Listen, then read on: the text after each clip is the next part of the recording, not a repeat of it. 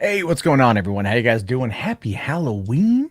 Kind of, depending on where you are right now. It's potentially midnight. It's almost midnight here, which means that it's almost Halloween.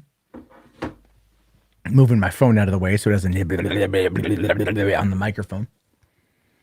Not too much going on my end. Just thought I would fire up some stuff for tonight. Try and webcam out in a different position. Interesting thing I learned about StreamYard. They are still very much in beta, and it has trouble handling my DSLR. In fact, it really compresses the image, as you might have seen in a video the other day. So there's that. Lunif is like, it's 3:56 p.m. Well, yeah, you're on the other side of the world. I am not. Well, I'm on your other side of the world. So I didn't really know what to talk about tonight. So I just kind of had the idea of thinking about horror movies are actually more profitable overall than comic book movies based upon cost and audience reception and audience devotion and audience dedication. It's kind of interesting, isn't it? How when you look at a horror movie, you think, oh, like this should do, you hear about them doing good. But then you don't really ever think about like the budget that went into it. A $5 million horror movie going on to make $400 million is a better profit margin than Avengers. I mean, Avengers might bring home more money overall, but horror movies do a lot to sustain the box office in the interim. I mean, we get how many big budget comic book movies every single year? Five, six, maybe. How many horror movies do we get? We get a lot of horror movies, and people go out to go see them, especially if they're good. And the cheaper they are to make, the faster they are to produce, and the audience that loves them still, because horror movie fanatics are more diehard than I think any other fan base out there. Because they seek out even the really terrible movies to watch. So yeah, Garrick, that's what I'm talking about. But it's like the he says here that's because horror movies can be made with a smaller budget and thus reap large profits. That's the whole point. We talk about the box office so goddamn often these days, so goddamn often, where you end up just seeing like nothing but superhero stuff. And a lot of my channel is either Star Wars related or superhero stuff related because quite frankly, it's what a lot of people like. I like a lot of different movies. So I mostly just talk about the superhero stuff because that's what a lot of people pay attention to. But really, it's like I'm always fascinated by the low budget horror. Always fascinated. Always fascinated by that stuff. Look at Paranormal Activity. The movie wasn't even made with a $1 million budget. Actually, funny thing about that. So I lived in San Diego where that movie was made. I'm actually Facebook friends with Oren Peli, who directed it. And my movie In Search Of, which was shot the next year after Paranormal Activity, was very heavily influenced by it in regards to the shooting style. Very run and gun. We shot it very run and gun. And here's the thing though with that is Paranormal Activity was shot for like $11,000. And from my understanding, and this is what you hear around the grapevine in San Diego, because it's rare that someone from San Diego actually amounts to something. It's America's most livable city, and people never really want to leave. But anyway, Paranormal Activity, a lot of it was, I think, went into rebuilding the staircase, from what I hear. But the movie was very simple. The acting was terrible. It was god awful. The movie was out of focus. If you go back and you watch Paranormal Activity, the movie was out of focus. A lot of it was. But it was able to captivate. It was able to very much captivate large audiences. It went on to make so much money for so cheap. And Oren Peli only did one other movie after that, Area 51, which Paramount released on home video a couple years ago with very little fanfare. Even though this dude, for super cheap, crafted one of the biggest horror movies of all time, which spawned an entire genre that plagued some movie theaters for years. And even the Paranormal Activity franchise itself went stale after the second one, I think. No, the third one. I think the third one was okay.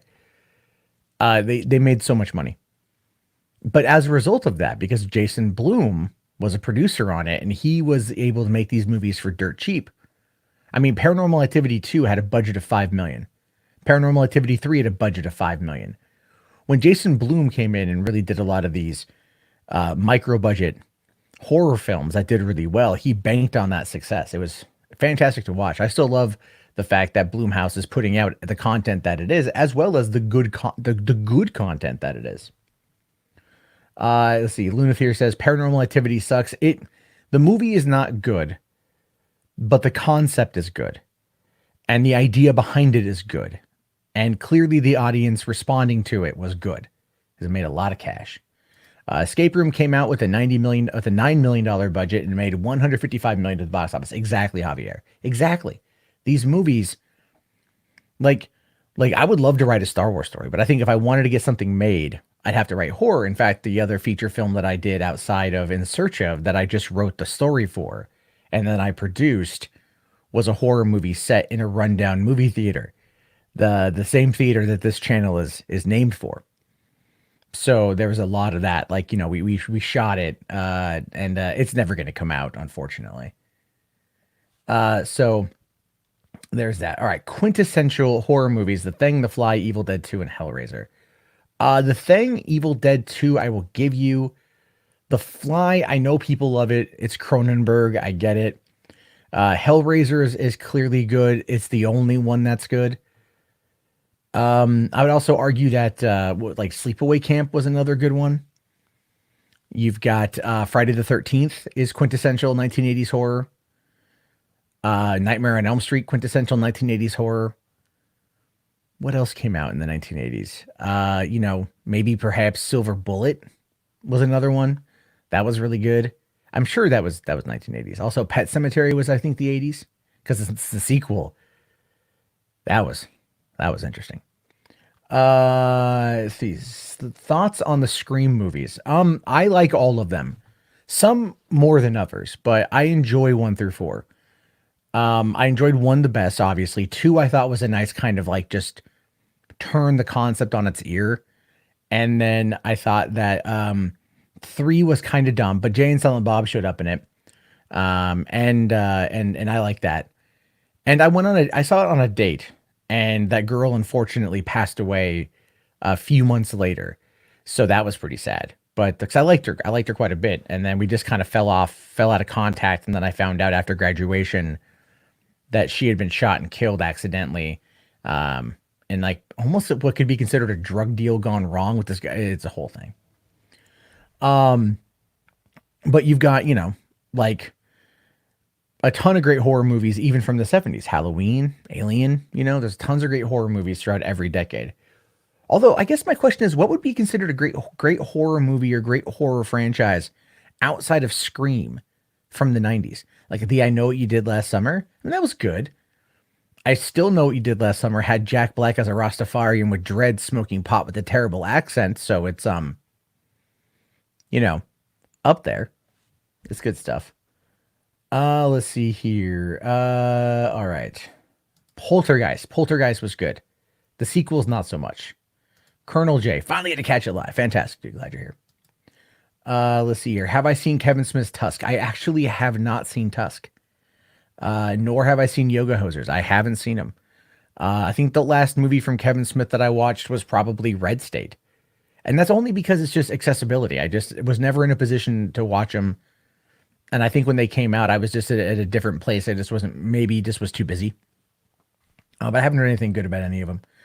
Let's see. Silent horror is best horror. That can be pretty good.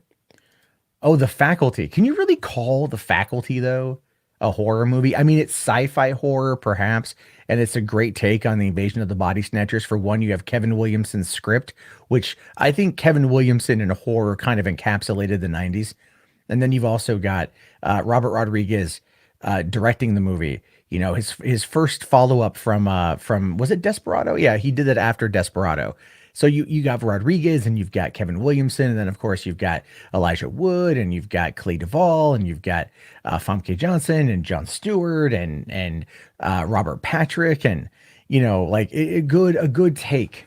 Danny Masterson hide from fucking uh, you know, uh, what's it called? That 70s show had that brief appearance in it, selling the drugs. It was a fun movie. Have I ever seen Misery? Yeah. Oh yeah, man. Misery was good. I need to check out Castle Rock this season because of that. Let's see. We'll talk about that, Colonel. We'll talk about that one. Let's see. The faculty is basically body snatch. Yeah, it's like I said, it's invasion of the body snatchers in high school. Ari Aster. I have not seen an Ari Aster movie, but my friend explained to me the plot of Midsummer, and he hated it. Like he hated Midsummer, and he really liked Hereditary. So he was not happy with Midsummer. He explained the plot to me, and I went like, "That sounds really dumb." And then he's like, "But let me tell you about this tapestry." And then he showed me the tapestry, and I was like, "Oh wow, okay." I get it. I know there's like the extended cut. Maybe I'll sit down one day and watch it. Maybe one day I will. Let's see. Any cheesy 80s horror, Chopping Mall, for example. There's a lot of good cheesy 80s horror, like The Stepfather. That was always good. I think when it comes to cheesy 80s horror, what you're best looking at are the sequels, right? So it's like, and even in the 90s and early 2000s, they did this. Like, you guys remember American Psycho? I wouldn't call it a horror. I definitely call it a psychological thriller because you don't quite know what is or what's not happening with Patrick Bateman. You don't quite know. But then they did American Psycho 2 starring Mila Kunis and William Shatner, and it takes place in college. And I watched it one night on cable, and it wasn't the most terrible thing I've ever seen. So there's that. Let's see. Event Horizon. There we go. That was good. That was back when Paul W.S. Anderson actually gave a shit. Right. Let's see. How about horror TV shows like Tales from the Crypt, Are You Afraid of the Dark, and Goosebumps? Yeah, those are all good, man. I love Tales from the Crypt. I was actually kind of hoping M. Night Shyamalan that reboot was gonna actually happen. Kind of bummed and a little bit sad that it didn't. But Are You Afraid of the Dark is great. I haven't seen the revival yet that's out there. I need to go check those episodes out. And Goosebumps is, yeah, that was like my favorite book series as a kid. Like I read as much R.L. Stine as I could. Even his more like young adult racier novels, because he has a couple of those. There's a couple of young adult racier novels that are great.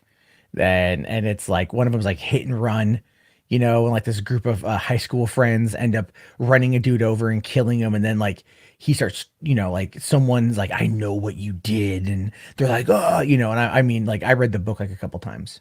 I really, really liked it. And then of course Goosebumps was just like 100-page romp, and the fact that the dude released like one a month, man. Think about that.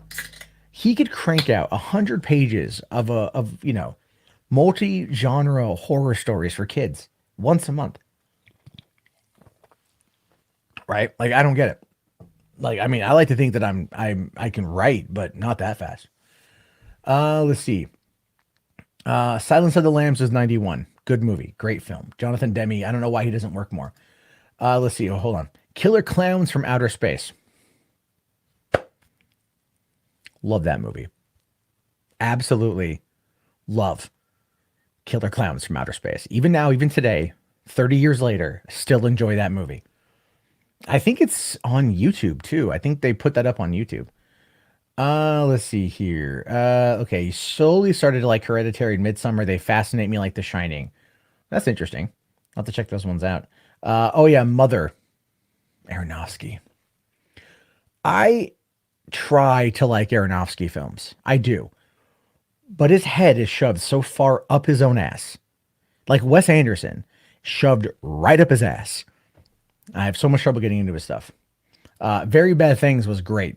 The dark comedy, 1998, Jon Favreau, Christian Slater, Cameron Diaz, Daniel Stern, Jeremy Piven. I mean, yeah, like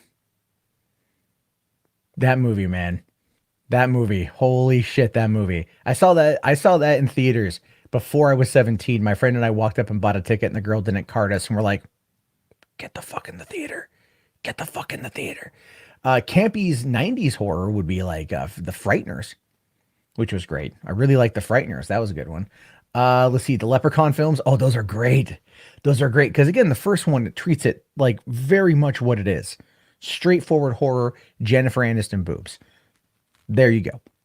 Number two, number two and three, they just they go so far, man. They have that. Let's see, those are great though. Am I hyped for Fear Street trilogy coming out next year? I'd never heard of it, but I'll take a look at it. The best Goosebumps was a choose your own adventure. Wait, he did a choose your own adventure Goosebumps? That's interesting. Let's see. Wonder Duck here says a reboot of Are You Afraid of the Dark is horrible. See, but you're the only person I've actually read that says that. Everyone else says that it's pretty good. Let's see here. You miss going to horror nights to see that awesome maze they have. Yeah, when I used to live in LA, man. That's the thing I miss about living in Southern California is the theme parks. I went out to this pumpkin patch day with my kids to do a photo shoot with my nephews. Like pumpkin, like they're all under the age of 4. And there's like this 5-acre corn maze. And I walked up to like, they have this platform you could walk up to and you could look out over all the corn maze. And I was like, that would be a scary fucking movie. Just like out there at night would be a scary fucking movie. Phantasm. Never seen it actually. I've never seen that movie at all. Let's see. Friday Night, Deadly Night, Part 2, Garbage Day. Let's see here. The only film that ever scared you was Joker. Why is that, NR? Why did Joker scare you? Joker made me feel nervous and it made me feel uneasy. And that was I kind of view it like this, like jump scares, like they jump out at you and everything. The way I think the best way I can equate the Joker, and guys would resonate with this, is like, how it is when someone like kicks you in the balls, like the straight on punches you or kicks you in the balls, it hurts, but it goes away after a while. But if someone comes up and they flick you in the nuts or they just tap you in the nuts, it's a lingering pain, that's annoying. So there's that. Let's see here. Am I familiar with Lost Tapes? Yes, I am. Yes, I am familiar with Lost Tapes. I've watched a bunch of those. I love that crap. Like I love cryptozoology. I love all that shit, dude. Like I live in the Northwest. Bigfoot is a thing here. Bigfoot is a cultural icon here. They just had a Bigfoot museum actually in town that I didn't learn about until like the last day. And then I wanted to go see it. And it's in like it's in a museum that's in someone's home. And I called the people and I was like, hey, are you guys wheelchair or not wheelchair? Are you guys stroller accessible? And they said, no, we're not stroller accessible. And so I didn't go. And then I looked online and I saw photos of the place. And I'm like, I could have taken my kid's stroller in there. It wouldn't have been a problem. Like, what the fuck? I wanted to go check it out. It was like all this Bigfoot stuff, man. It pissed me off. Candyman creeped the fuck out of me. Dude, fuck yeah, man. Candyman is still the reason why, as an adult, over 25 years later, when I'm in the bathroom and I turn off the light before I open the door, I have that brief moment in my head where I think, am I going to turn the light on and Tony Todd's going to fucking gut me? There's that. And then when I used to work at the Regency in Pasadena, I used to screen prints on Friday night for our cult movie screenings on Saturday night. And one of the last ones I did was Candyman. So I got to sit there in a theater, in a completely empty 6-screen theater by myself at night at like 1 o'clock in the morning, watching a 35 millimeter print of Candyman by my damn self. And then walking out into East Pasadena, which is like, again, nothing is going on. The streets are empty. It's 3 o'clock in the morning. I'm holding like $4,000 in cash on me because I have to drive to the bank to drop it off. And I parked 3 blocks away down a dark, not well lit street. And there are homeless everywhere. Yeah, dude, every night was a goddamn horror movie for that one. Uh, Let's see here. Van Helsing with Hugh Jackman is a guilty pleasure. That's just a fun movie, man. Stephen Summers doesn't get the love or respect he deserves, right? Stephen Summers doesn't get any of that at all. He look, say what you will about his movies, fine. But there's one thing you can never criticize them for, that they're never not fun, right? That they're never not fun. The Mummy, fun. 20 years old that movie is this year, and you're hard pressed to find a better action adventure film outside of the Indiana Jones series. And I mean, I don't mean Kingdom of the Crystal Skull. I mean like from like 89 to 1999. It was like Crusade, The Mummy, you know? And then, but you just got like nothing has compared to The Mummy. They did The Mummy 2, The Mummy Returns. And I think that movie was more of just like, hey, Universal's like, we have all this money. Let's put it in CG and make The Rock look absolutely terrible. But then that spawned The Scorpion King, which I actually really liked. I haven't seen anything past the first one, but I enjoyed The Scorpion King quite a bit. But then you've got, what was the other one he did? He did Van Helsing in '04. That was fantastic. Loved it. Would have loved to have seen a sequel. In fact, did you know that Universal put out a 30-minute animated prequel voiced by Hugh Jackman, where he is in London hunting down Dr. Jekyll? You know how it starts off with fighting Dr. Jekyll, Mr. Hyde? In the cartoon, it shows you the investigation or how he got to the point where the movie begins. And it was pretty cool. Universal was doing this thing back in 2004 with the release of not only Van Helsing, but Chronicles of Riddick, where they were showcasing animated shorts, animated films to go with it to kind of like tackle the home video market at the same time. And just as a side note, the Chronicles of Riddick Dark Fury was done by Peter Chung, who did Aeon Flux. So it's as the kids would say, toit, toit. But anyway, yeah, Steven Sommer did the Van Helsing, a lot of fun, and then he did GI Joe: Rise of Cobra, which, look, good movie? No, not at all. Fun movie? Hell yeah, hell yeah. And they tried to recapture that a bit with the second GI Joe, and they had a couple good lines in there, like when they free Cobra Commander and they leave Destructo, or Destro, and they leave him in the ice, and he's all like, "Destro, you're out of the band." Like, I thought that was great. But that's also from the writers of Deadpool, by the way. So I'm just saying. And then the last movie I know Steven Summers did was Anton Yelchin. I forget what it's called now, but it's really good. I think it's still on Netflix. Let's see here. What do I think of the Fine Bros Star Wars trilogy about Revan? What do I think of a Fine Bros Star Wars trilogy? Like the Fine Bros doing a Revan story? Is it just going to be nothing but reactions? Is it just going to be showing kids the twist to KOTOR? Is that all it is?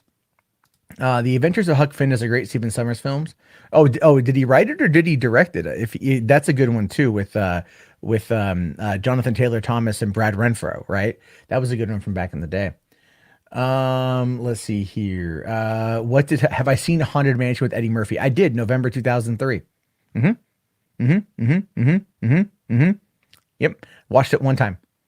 At the drive-in, we had Pirates of the Caribbean. Here's what you have to understand about 2003. We had Pirates of the Caribbean playing with Finding Nemo as a double feature for 11 weeks, which is one of the reasons why I've seen Pirates of the Caribbean like 65 times. I've seen that movie a lot. A lot. And then, but we were all hyped for the Haunted Mansion coming out later on that year, because they were like, we're doing Pirates of the Caribbean in July and the Haunted Mansion in November. And it's like, all right, fucking hell, dude, cool, let's do this shit. So my bosses and myself, you gotta understand, my boss, former boss, would never sit there, even on slow nights, and watch a movie with us if we were slow. If we were slow, you'd find the crew generally sitting on their ass, chain smoking cigarettes, drinking beer, and watching movies. That's what we did. But he never did it. He always had other things to do, and he did his job, except I think managing us properly. I got away with murder is what I'm trying to say. But on that night, because he was such a big fan of the Haunted Mansion, he was so excited to see it. He sat there with us, pulled out a lawn chair, and we all watched it. And we all sat there and went, wow, that was pretty bad. Can we get Pirates of the Caribbean back here? So I'm glad they never did it. And then there was all that talk of Guillermo doing a remake of it, and that would be fantastic. Let's see here. Zombie Troopers. Never saw it, but I've heard of it. Slither, fantastic horror film. Fantastic movie. James Gunn, I think, doing his bit. I really enjoyed that. So, let's see. Curse of the Black Pearl is great. It absolutely, positively is. NBC Peacock. Are they doing any horror over there? I don't quite know what's going to come out of that. That's actually like the only one I don't want to get into, right? Is that one. The only one I don't care about is NBC Peacock. And that's because even though Universal, and I like Universal, I just, it's the one I'm not going to pay for. Now HBO Max, that shit. Ooh, South Park and Rick and Morty and Crunchyroll and Rooster Teeth, $15 a month, and they're doing a Dune series. I mean, it's good. Let's see. Would I watch a feature-length Star Wars film in the style of the animated Star Wars from Jendi? I can never pronounce his last name. Tartakovsky. Oh yeah, dude, 100%. I like the dude's work. I'm not like as big of a fan as some people out there, but I do appreciate him as an artist. I think he's fantastic. And I'd like to see them when they said we're doing the Clone Wars, and I heard about that for the first time. I'm like, really? They're going to adapt the little shorts that were on Cartoon Network? Oh, that should be fucking dope, dude. That's going to be great. And then it's all like CG, and I'm like, that's an interesting take. And then of course, August 2008, we ended up getting, we missed out on Star Wars up until Revenge of the Sith, and so a couple years later, we ended up getting the animated movie, and I'm sitting there opening that, going like, "Ah, it's Star Wars, it's the animated movie, I can't wait." And then I watched it, and I'm like, "What the fuck is Zebo?" And honestly, that movie was like as much as good as Clone Wars became. That movie did not do a good job setting the tone, not at all. I watched it a couple times. I don't hate it. I'm gonna watch it again here when I get Disney Plus, because I want to go through with my kids and everything else. So there's that. So Urban Legend, fun movie. Fun movie. Actually, fun sequel, but the original was great. That was a great 90s camp horror. Thank you for bringing that one up. I love the whole Pop Rocks and Soda bit from the beginning. I also love like the Dawson's Creek gag when they turn on the car radio and you hear the opening theme song. And I really enjoyed Alicia Witt and Joshua Jackson in the role. And I think Jared Leto was even in that one too, wasn't he? Like that was an early Leto film. And so yeah, like that was a good one. I enjoyed Urban Legend quite a bit. Let's see here. You want to see the Sleepaway Camp reboot? I don't look, they can't, there's no way in this climate that they could do a Sleepaway Camp reboot. I'm right on that one. You know that I'm right. There's no way they could do it. There's no way whatsoever they could actually pull that one off. Not at all. No way. She would have to lose the dick. It could not be it could not be, it couldn't be that. It couldn't be that. The woke brigade would come. They'd be writing the cavalry, and dun, dun, dun, dun, dun, dun, dun, dun, dun, dun, dun, dun, you're bigoted. Dun, dun, dun, dun, dun, dun, dun, dun, dun, you're all racists or some shit like that. That's what they would do. It'd be terrible. It'd be absolutely fucking terrible. Uh, just saying. But I just, you know what it was? Actually, it's kind of funny.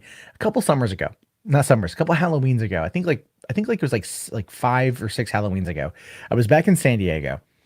And my girlfriend and I, it was like Halloween night. We'd already gone out. We came back. We were watching Netflix. We watched Carrie, the original Brian De Palma Carrie, which is just a fantastic movie. It holds up too. It's kind of camp, but it holds up in like the vast majority of it, right?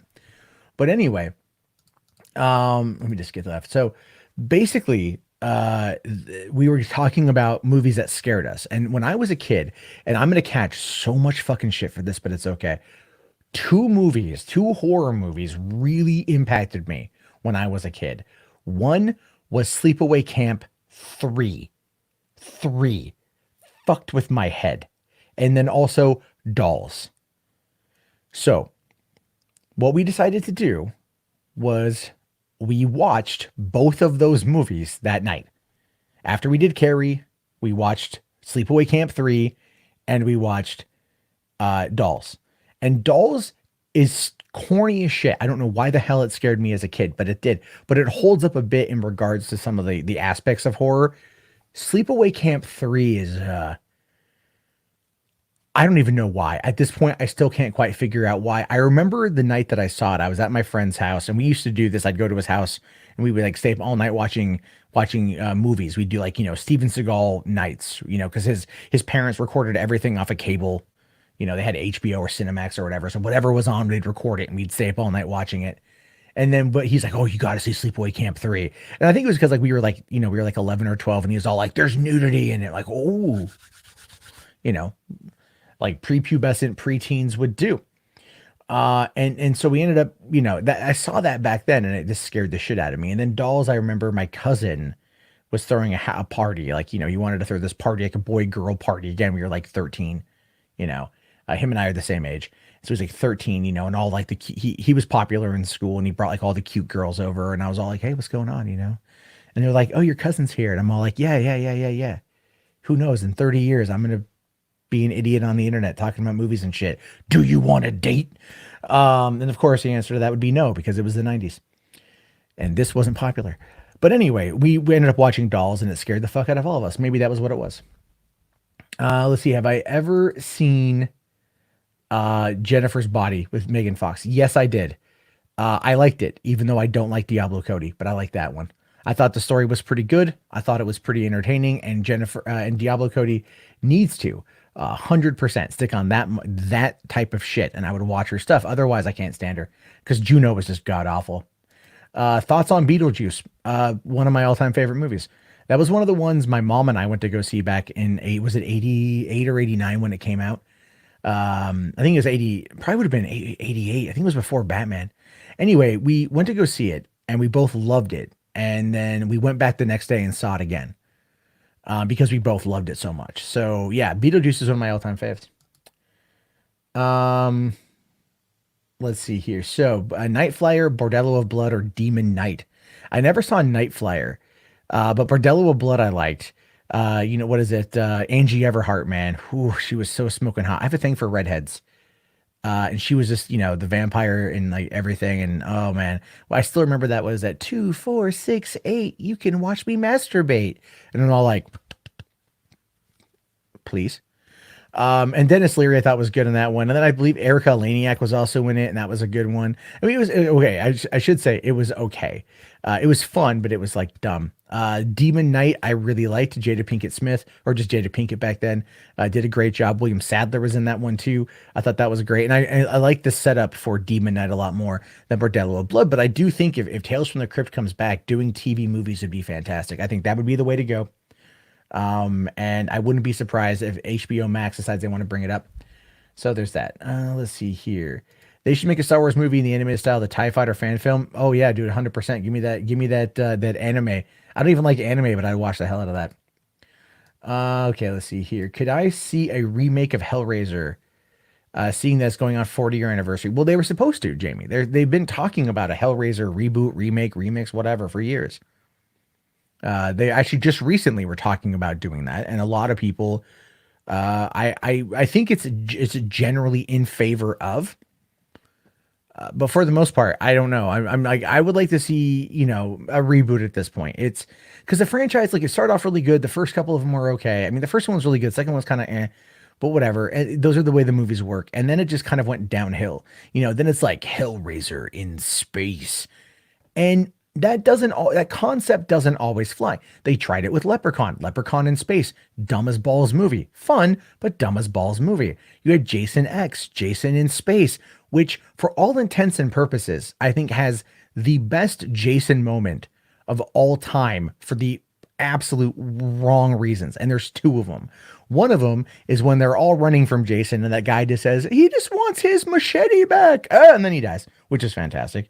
And then two is when they put Jason into the hologram and he goes back to Camp Crystal Lake and there's those two slutty camp counselors.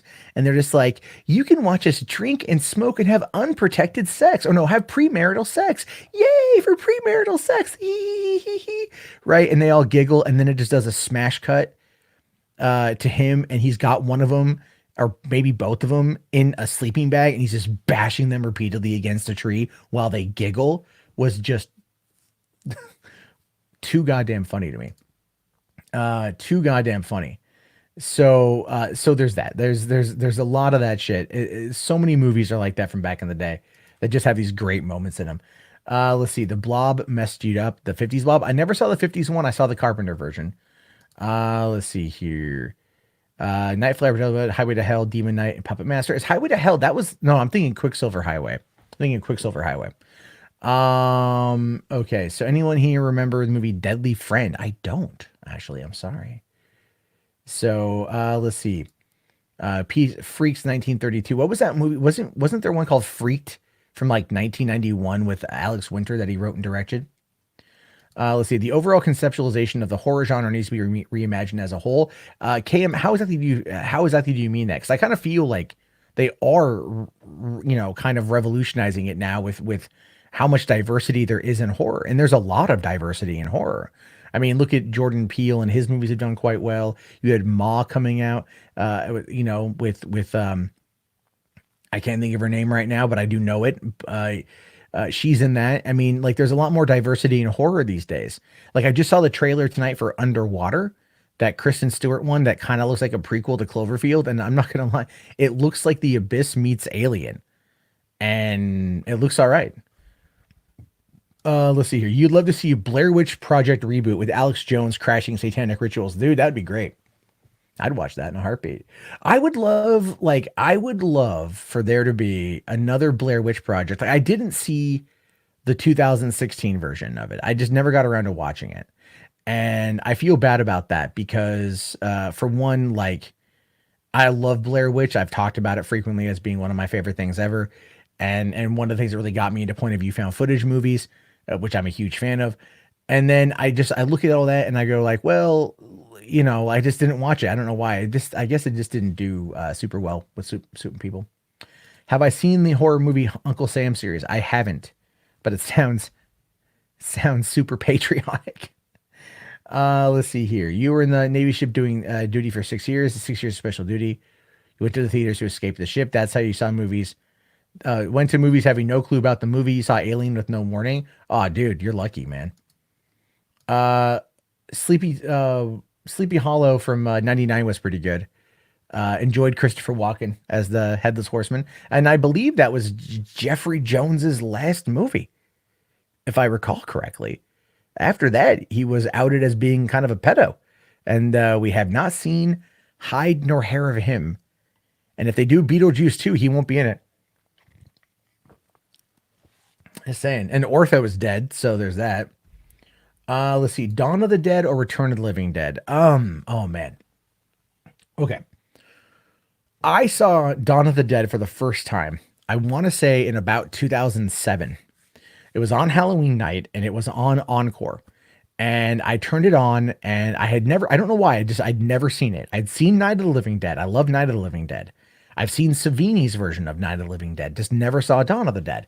I saw the remake and I love the remake because we got to admit, as far as remakes go, Snyder's Snyder's Dawn of the Dead was just kind of one of a kind.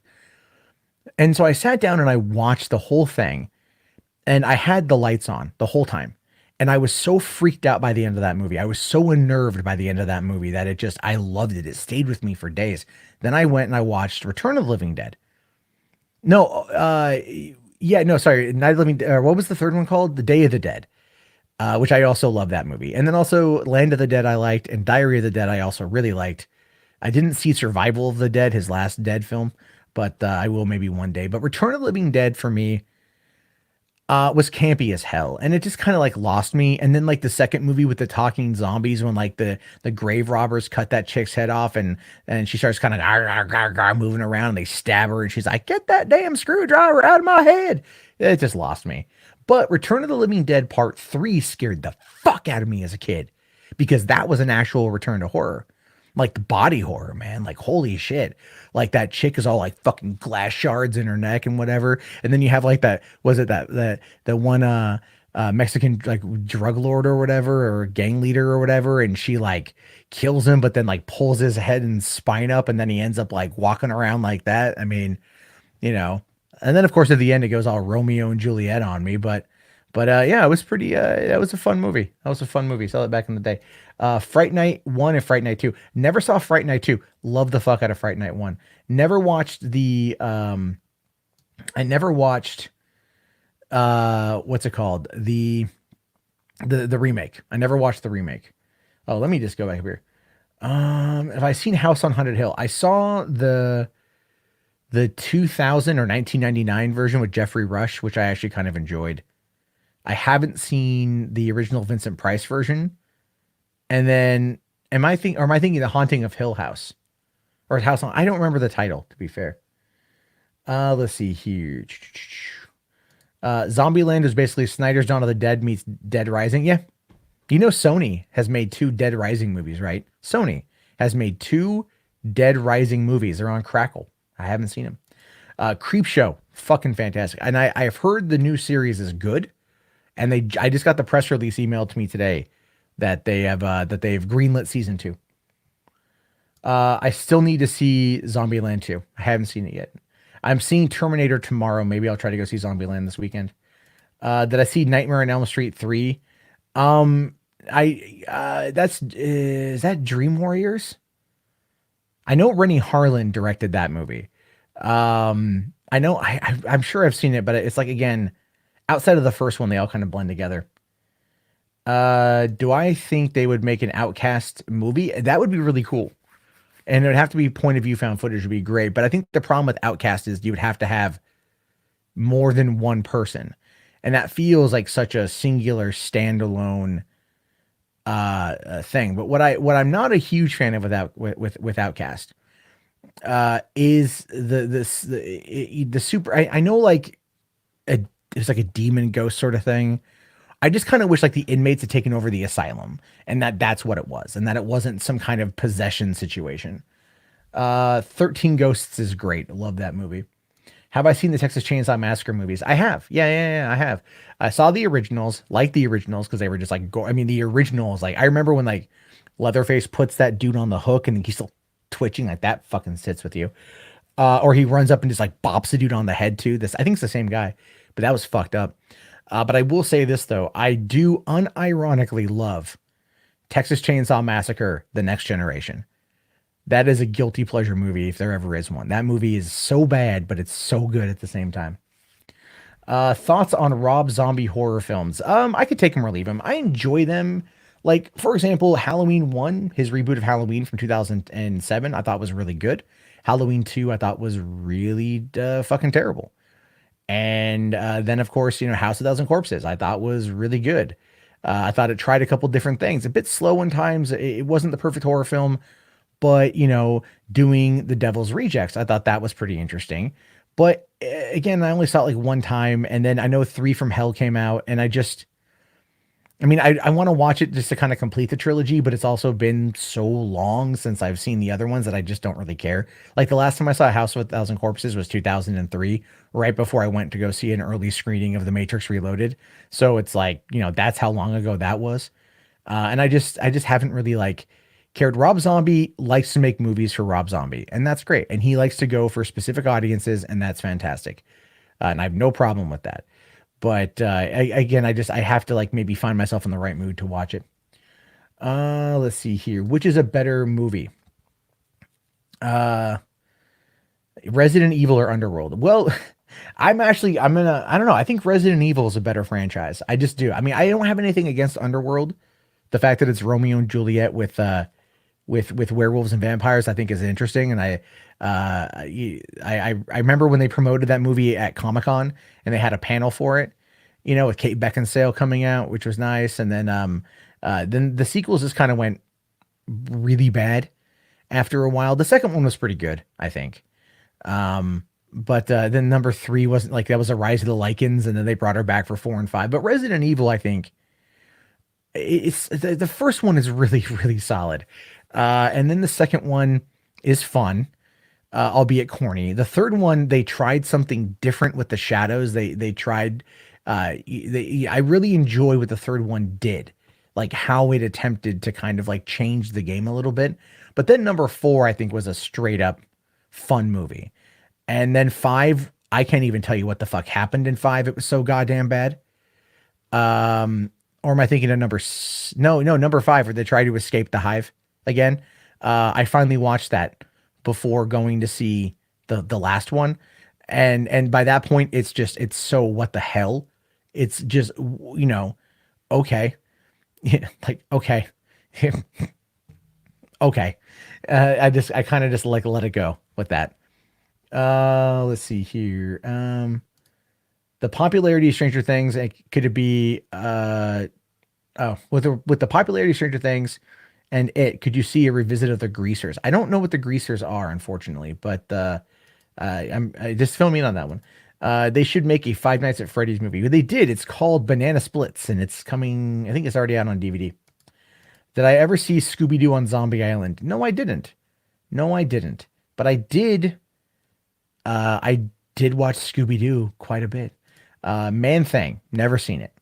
Dreamcatcher, yeah, I like Dreamcatcher, man. Like, I think Dreamcatcher was a solid movie. I think it was a solid movie. Um, my friend is a big fan of the book, and we watched it together. And the fact that it was written and directed by Lawrence Kasdan, I like.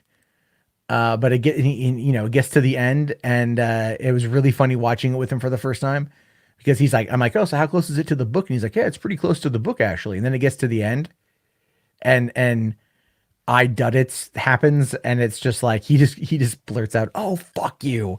He hated the ending of that movie. I like it because I never read the book. I see how it works. I get it, and I think again these adaptations or whatever have to be done like that. So let's see here. Thoughts on Bloomhouse? I think I've already mentioned Bloomhouse. I think they do great work. I think they keep horror alive right now. I think they really do. Am I excited for Doctor Sleep? I am.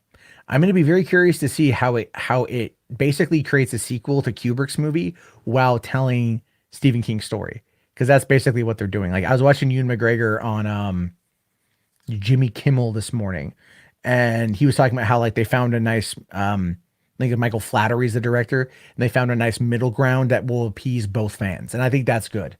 It's hard to do, but it's good. I really want to see it. Alex, hey, what's up, man? How you doing tonight? Let's see. Apocalypse is a guilty pleasure. Yeah, Resident Evil Apocalypse is a guilty pleasure. You know, the Nemesis stars, Mike Epps, for example, was a lot of fun. Thoughts on Signs?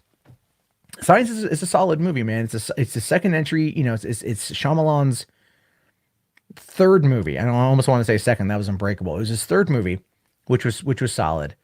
I liked what it was setting up. It was legitimately creepy, and you have to give it credit because in the summer of 2003, when it came out, it was number one, and then it lost out number one, and then the third week it was number one again. So, and that was, I forget what it was up. I remember Triple X was out, had just come out at that time. Same with Austin Powers and Goldmember and Blue Crush.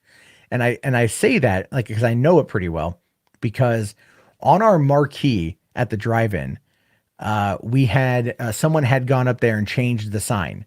So we had Austin Power with Blue Crush. No, sorry, it was Blue Crush with Austin Power and Goldmember, and then it was Triple X with Signs. And so what they did is they changed it to say Bust Come with Ass Power, and then it was Triple X with the N word. And so, yeah, we had to go up there and we had to go and take it down because people on the freeway driving by could see it. And we had to get up there and quickly take care of that, which was really funny to get, we didn't have a camera at the time. This is 2003. No one had cell phones, or like no one had cell phones with any kind of camera capabilities. And we didn't have a Polaroid, so I can't take pictures of it. Let's see here. Do I watch Asian horror movies? I traditionally don't. It's not that I don't like them. It's just that I don't really find myself in the position to do that. The Happening. Yeah. Yeah, I went. I went opening day with my friend. We knew it was going to be bad. But Jesus Christ. Not that bad. Not that bad. That was bad. That was so bad. The trees. The trees. Thoughts on Planet Terror? Great. Should have been the main feature. Death Note should have, or Death Proof should have been the co-feature.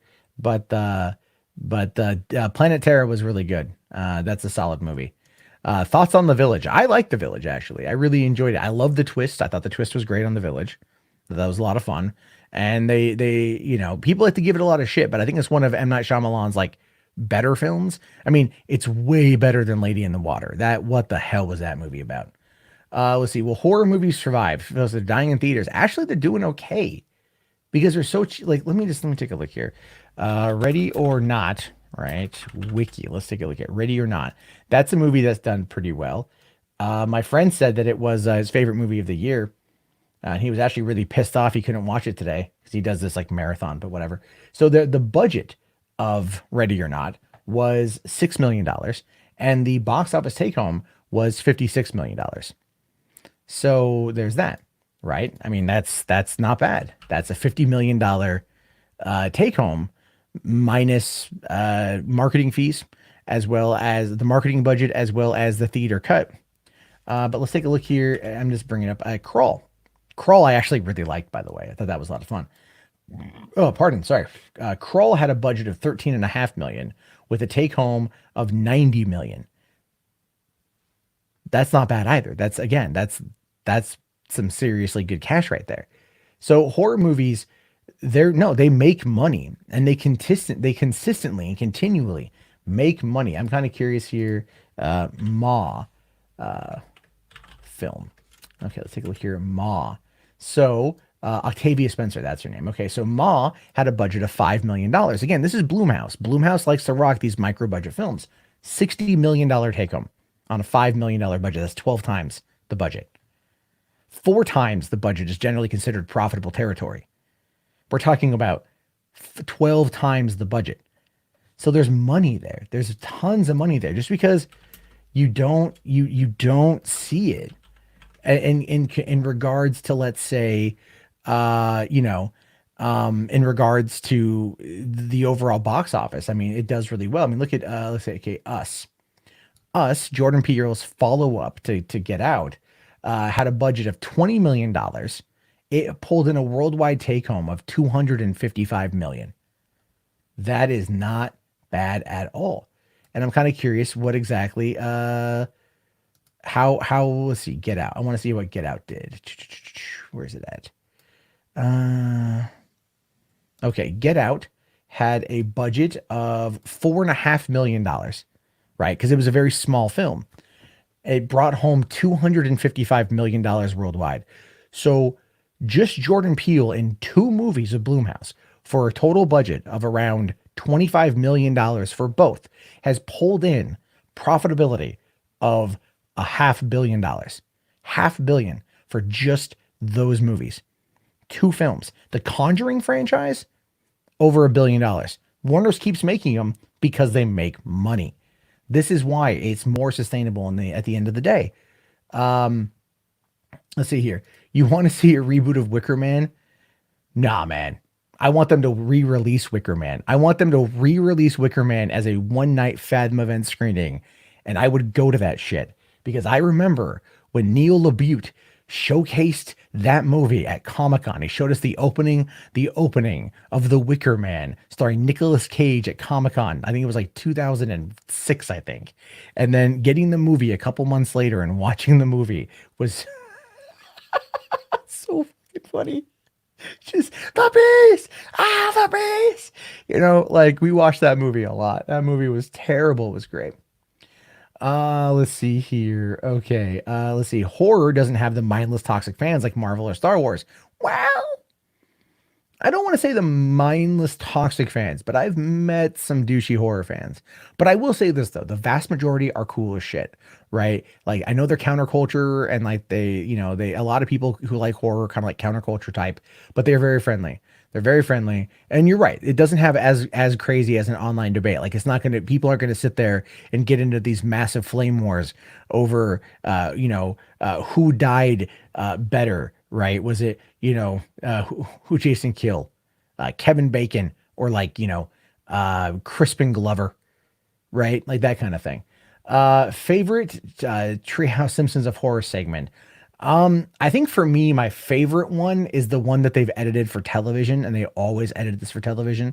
And I'm sure even on Disney Plus, it'll be edited for television. But it was the Omega Man one. And what I love about that is Homer is enjoying the city. He's just enjoying everything. He's enjoying, he goes to the movie theater and he watches a really shitty movie. And then he's like laughing and he goes like, there's like all the skeletons. And he goes, hey, down in front. And he kicks the dude's head off. Right? They always cut that scene. They always cut that segment. It's always gone. And which is really, really, really weird for me.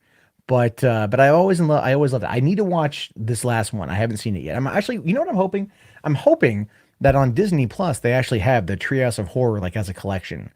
because South Park used to do that on Netflix. That when Netflix had the rights to South Park, they would put it like the Butters collection, the Cartman collection, the Randy collection. They had a whole bunch of collections, and I think those are more fun for shows like that because you get to just watch the episodes you're looking for rather than jumping season to season. But I'm gonna be diving the fuck into Simpsons, just to enjoy it. Have I seen the trailer for the new Grudge movie? I haven't actually, because I didn't like the first Grudge. I didn't. That Sarah Michelle Gellar movie was terrible. I didn't like it. Christopher Lee's favorite project was a Real Wicker Man. Yeah, I'm sure. That's why Christopher Lee was the man. He was the man. Let's see here. Who would make a scarier slasher villain, Alex Jones or Chris Chan? Dude, Chris Chan, 100%. Just imagine that smile looking at you from the darkness or emerging from the darkness, holding an axe and just looking at you and looking at you and looking at you. That's the thing. Do I have S? That depends on what S is. I don't know. Have I seen Halloween 3? No, I never did. I never did. I never saw Halloween 3. I know what it is. I know all about it. I just never saw it. Let's see here. What's my favorite Saw movie? The first one. The first one, followed by the second one, followed by the third one, and then the fifth one, actually, surprisingly. I love the first movie because it came out of nowhere. It was this $1 million budgeted film. And Lionsgate dropped it October 2003. So here we are, 16 years from that movie having come out. And it was just cool to watch. It was a really good film. And it kind of kicked off the torture porn genre, which I wasn't a huge fan of. A couple good ones came out of that, honestly. Like Turistas, I thought was really good. Like I thought the ending of that when like they're doing the underwater chase, what like the swimming through caves that were underwater was like really intense and it was really well done. Like so much so that we're like this guy can find air bubbles on the he can find air bubbles in like up on like this rock ceiling thing, and he's like sucking the air bubbles in order to get air to keep going. It was really intense. It was really well done. And I like the fact that the bad guys were like harvesting the organs in order to like not to sell them for like the black market. They were harvesting organs in order to protect their people, which I thought was really interesting. But then of course you get like the Hostel franchise, and Hostel lost me. It lost me when he clipped the eyeball. It just lost me. I just like it was so gross. It was so over the top. I don't think it needed to be there to have the intensity of that scene really connect. But I do remember that Kiev and the Ukrainian government so mad at that movie, because they're like, you're giving us a negative look. People are gonna think they're gonna come here and die. And I'm like, yeah, but the guy had a business card.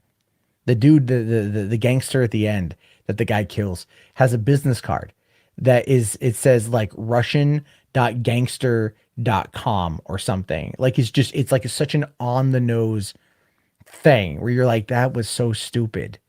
That was so stupid. It was so dumb. But there's that. Let's see here. Let's see. Have I seen Krampus? I haven't.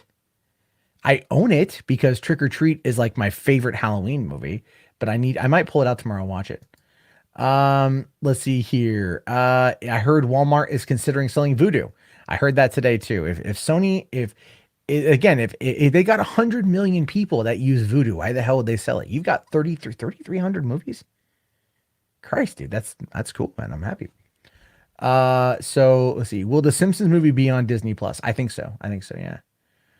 Okay, see, Fallen Kingdom had a lot of horror elements and people didn't enjoy it, sadly. I actually did enjoy the horror elements of that. Have you seen Jurassic Park, The Battle at Big Rock, that just dropped, the 8-minute short film from last month?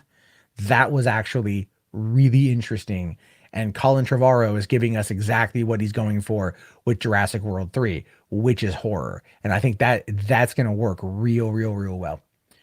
Let's see here. This year is the birth of the first Werecar from Futurama. Oh, great. Let's see here. Have you hate the torture porn genre? Yeah, me too, man. It it loses me. It just loses me. And I think like, and I know like Saw kind of invented it, but like Saw kind of made sense how they did it. Like especially with Saw 2 in the house, I thought was really cool. Like I really enjoyed Saw 2. Thought it was pretty inventive. But then I kind of feel it just got like way too into like, let's like, let's peel the skin off this dude for a while and just like see how it goes, sort of thing. Um, so I'm just not into it. Just not into it. Remember The Descent? Hell yeah, man. Neil Marshall. Like Neil Marshall doesn't like. That's the thing with Hellboys. I think Hellboy was actually much better, and I think Neil Marshall could have brought it if he was given full control. Let's see here. Deep Right. Oh my god. I always remember the trailer for that because it has Benny from The Mummy. I forget the actor's name, but he's just like they're in the elevator and it's a girl from Ipanema and it's just like oh my god, and like Treat Williams is like the main guy, and and they show you the end of the movie in the trailer with the boat exploding and them getting off on a jet ski. It's classic 90s. That was that also Steven Summers? I gotta, okay, I'm gonna look him up here because he's probably written a lot of shit. Steven Summers, okay. Let's see, what has he done? There's not even a picture of this guy. It's not even a, let's see. Oh, he did direct Deep Rising. Okay, what did he direct? He directed Catch Me. Wow, he did, wait, Perfect Alibi? Oh, it's a short film. Okay, he directed the Adventures of Huck Finn, which he wrote and directed. That was great. He did let's see here. He did Tom and Huck, which was good. He did Oliver Twist. Oh no, he wrote it. He did Deep Rising, which was great. So terrible, but great. The Mummy, The Mummy Returns, Van Helsing. Oh, Odd Thomas was the name of that movie. And he's just been off since then. And he hasn't done anything since 2013. You know, like I kind of want to contact him and then be like, hey, bro, like, can I talk to you about how much I love your shit? Like, I love your movies. I feel bad. I feel bad when entertaining directors go away. Let's see here. Have I seen the Scary Movie? Oh yeah, I've seen all of them. I've seen all of them. One and two are the better ones. Well, one and two, because Keenan Ivory Wayans understands satire, and I wish he would come back and do another movie. Like I wish Keenan and not Marlon. I mean, I don't mind Marlon Wayans movies. I know what I'm getting into with Marlon Wayans movies, but I wish Keenan Ivory Wayans would come back because, like, for one, you've got like "I'ma Get You Sucker" was a great movie. "A Low Down Dirty Shame" was a great movie. Scary Movie 1, Scary Movie 2 were fantastic for what they were. And then you've also got what is the other, like he did Most Wanted, where he played like a Marine that was trying to track, like was being accused of assassinating a politician with an ice bullet, and he's on the run from John Voight. It still has that great line from the trailer. We have, like, I'm a Marine. We don't plan, we improvise. And like he detonates an IED and then jumps off a building. It was like Die Hard, but for Keenan Ivory Wayans. It was good shit. I'd love to see him come back. But the thing with the second, third, I think the third, fourth, and fifth Scary Movie movies were the fact that they just got progressively dumber, and but they weren't setting it up with interesting characters, and they just got stupider. And then, but the thing is, Danny Zucker was working on that, like the guy behind Airplane, one of the guys behind Airplanes, one of the Zucker brothers. He was working on it, and I feel like he brought it a little bit, but it just got really dumb after a while. But one of my friends actually did some of the he built some of the aliens from number three, so he worked on it. So I kind of had to do that. Have I seen One Missed Call? I don't know if I have. Any chance we'll get a Hellraiser reboot that's done justice? You got to talk to Clive Barker on that one, man. So there's that. Let's see. Stephen King films or John Carpenter films? Man, that's not even okay. I love Stephen King. Don't get me wrong. I love his movies, but they're very hit or miss because the adaptations of his movies, especially when he was high on cocaine and cough syrup, really fucking difficult. However, his movies in recent years have been treated with a lot more respect than they were back in the day. They are. That's just, Netflix has really revived it. It Chapter 1, Chapter 2 really revived Doctors, but Carpenter, man, it's Carpenter, right? I mean, Carpenter, you're not going to beat Carpenter for, I think, anything. I mean, look, not only is The Thing an over 35-year-old movie that is still to this day horrifying in many aspects. You've got Escape from New York, which again, the effects don't necessarily hold up. Here it is all these years later, nearly 40 years later, but goddamn, is that movie not fun, right? You've got Big Trouble in Little China. That movie does hold up. It will always hold up till the end of goddamn fucking time. There is never a bad thing you can say about that movie, and fucking fight me. You got They Live, which still is even contemporary even now. It's still brought up, it's still memed to hell and back, but it's still contemporary. You know, you've got Vampires, which I believe is a highly underrated Carpenter film, and that just hit 21 years old. James Woods before he went absolutely batshit crazy, man. You know, I mean, look, Carpenter has his misses, all right? Like The Invisible Man was hit or miss. I liked it.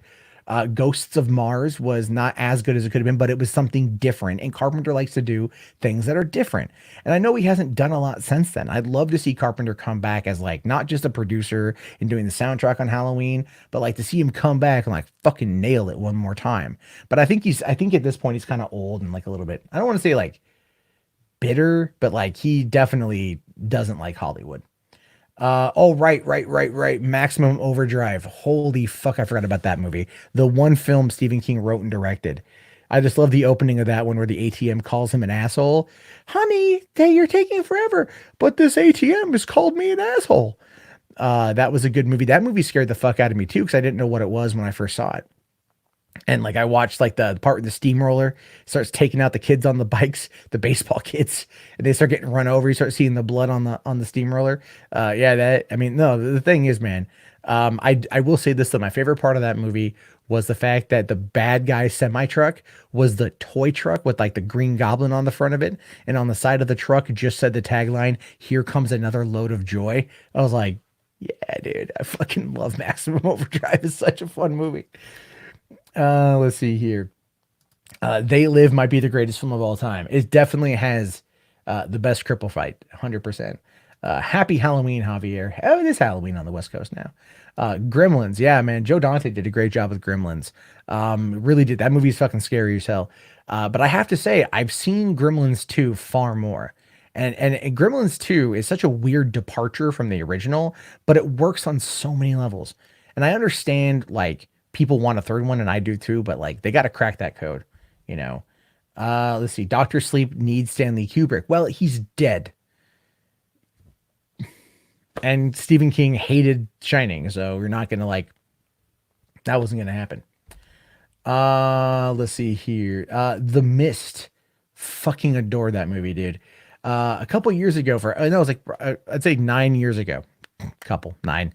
I did I set up a my girlfriend's house when before we moved up to the moved up north. We put on a whole night of horror movies, and one of the ones I chose like Trick or Treat.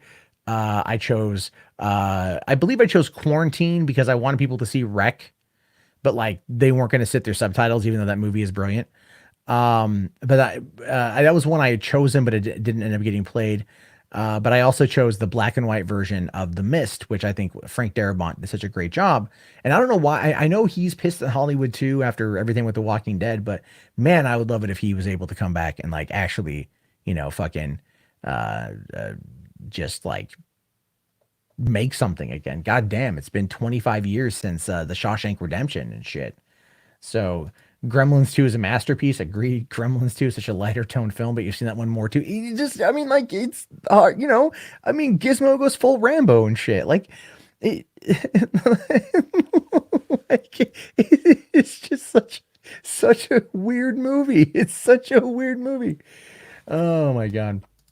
The Blob from '98 was good. The Blob from '98. Oh yeah. Let the Right One In. I really enjoyed Let the Right One In.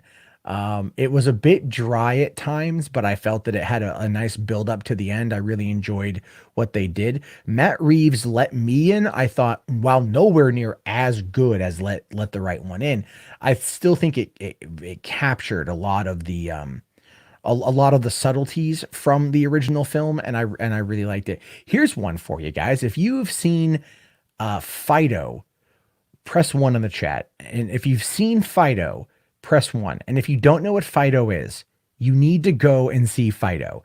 It's a horror comedy, but this movie, and this is a legitimately true movie, It's an alternate history film where instead of World War II, zombie apocalypse. So after we defeated the zombies, we turned them into slaves or pets. And you got this boy who just turned 8 years old, and what he wants more than anything is a zombie. So his parents get him a zombie that he names Fido, that's played by Billy fucking Connolly. And Carrie Ann Moss and Dylan Baker are in it too. And the movie is fantastic. Okay, Wonder Duck. Wonder Duck has seen Fido. Good on you, sir. When that movie was traveling around the country, I made sure to find out when it was playing in San Diego, and I took a bunch of people to go see it. It was such a good fucking movie. Let's see here. Have I seen Ryan Johnson's Looper? If so, did I like it? I saw Ryan Johnson's Looper. I did not care for it. The movie was well made, and this is where I say Johnson can direct well, but the story was just nonsensical. And the thing that really pissed me off was like the whole aspect of the telekinesis, because it added no value to the story. What was the point of the TK? Oh, right. So the kid could kill the one guy by tearing his body asunder. That was about it. That was the entire point. That was all it was. That was everything. The movie was not very good. And but Brick I liked. I thought Brick was good. But Ryan Johnson, again, head up ass. Head up ass. Man's Best Friend. Why am I all of a sudden out of focus? What the hell's going on here? There we go. Man's Best. That sounds so fucking familiar. Is that the one with Ali Sheedy? Is that the one with Ali? Is that the one with Ali Sheedy and the robotic dog? Is that? Yeah, dude. Yeah, with fucking Lance Henriksen. Oh man, that movie was so. Oh my god. Yeah, it was Robotic Cujo. Oh, that was a fun one. That was a fun one. Let's see here. 48 Meters Down had me on edge. Did it take your breath away? I haven't seen it yet, but I've heard good things. No, it's true. The TK was fucking forced in Looper. It's 100% forced. I'm gonna watch it. I haven't seen it. I'm gonna try to download it. However I can get it legally.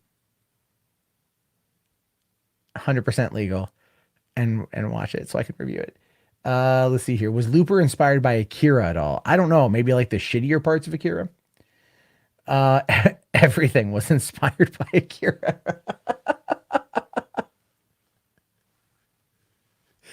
Oh my god. Oh my god. Let's see. Have I seen Human Centipede? I have not seen Human Centipede. I'm okay with that too. I'm okay with not seeing Human Centipede. It's not that like it's just some of those things I don't want to like. I just don't want to see that shit. That's how I kind of view it now.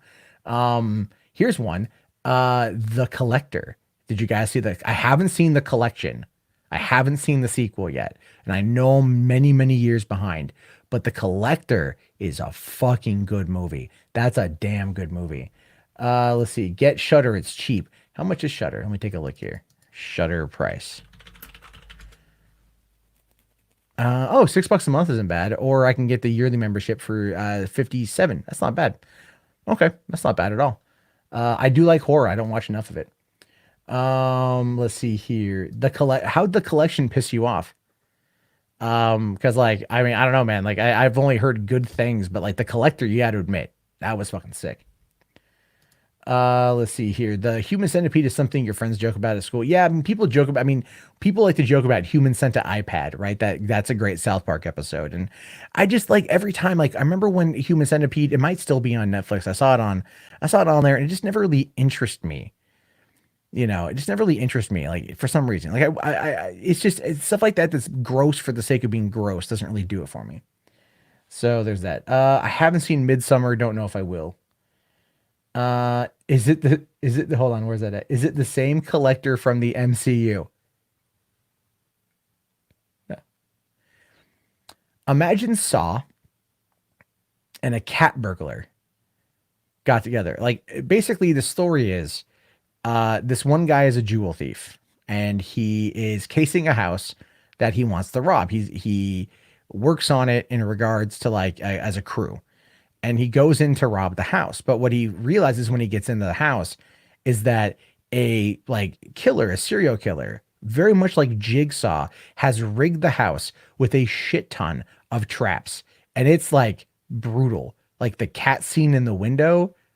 Dude, my girlfriend checked the fuck out when we were watching that movie. She checked out. She's like, nope, I'm done. I'm done. You know, it's so yeah, it's very violent. It is very violent.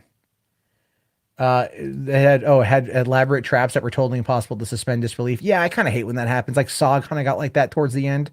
I think it got really like that. You know what movie I thought was, I mean, given the concept of it, I thought was great was Cube. I thought Cube was great because it was such a cheap movie.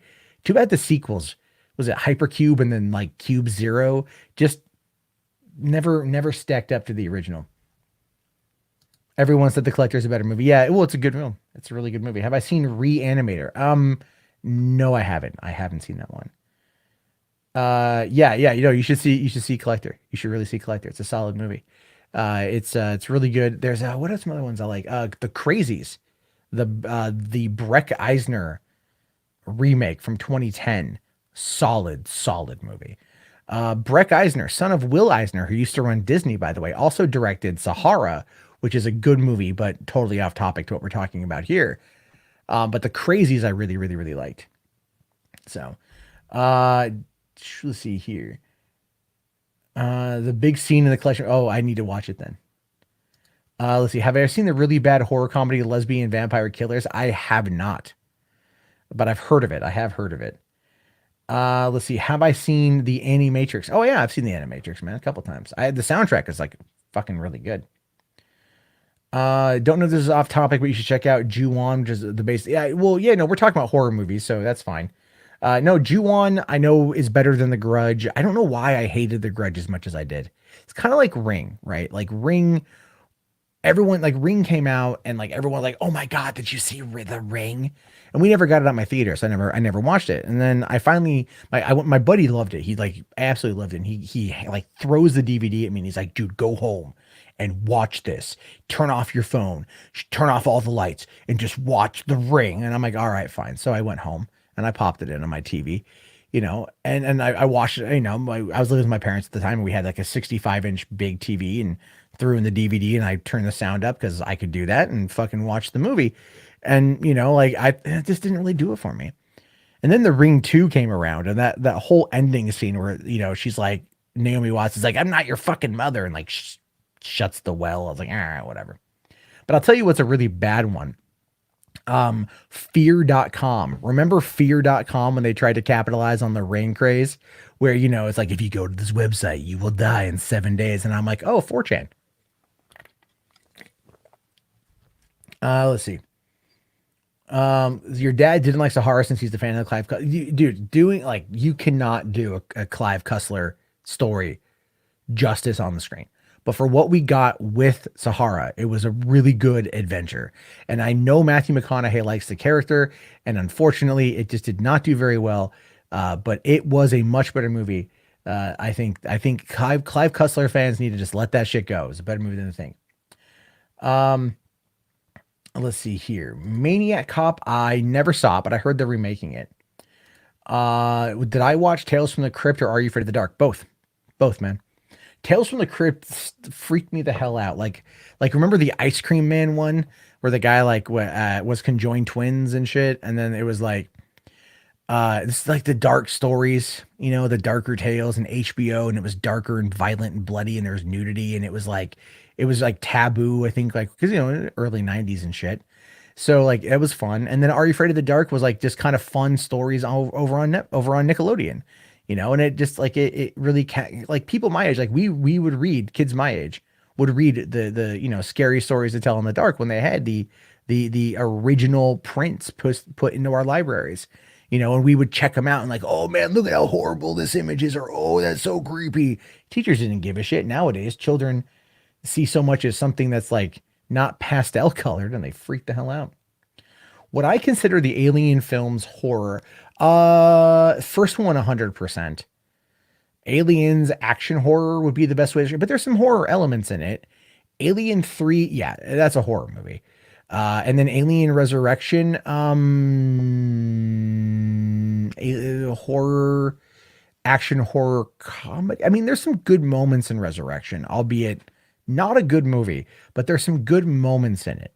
And some moments that were truly disturbing, like when they went into the cloning chamber. That was actually like really like I remember seeing that. I was also stoned as fuck, but I remember seeing that and like, oh my god, because that came out when I was like 17, I think. So that was a good movie. I mean, it was fun. I liked it, but like again, if I'm gonna go watch an alien movie, I'm gonna go watch Alien and Aliens and kind of call it a day.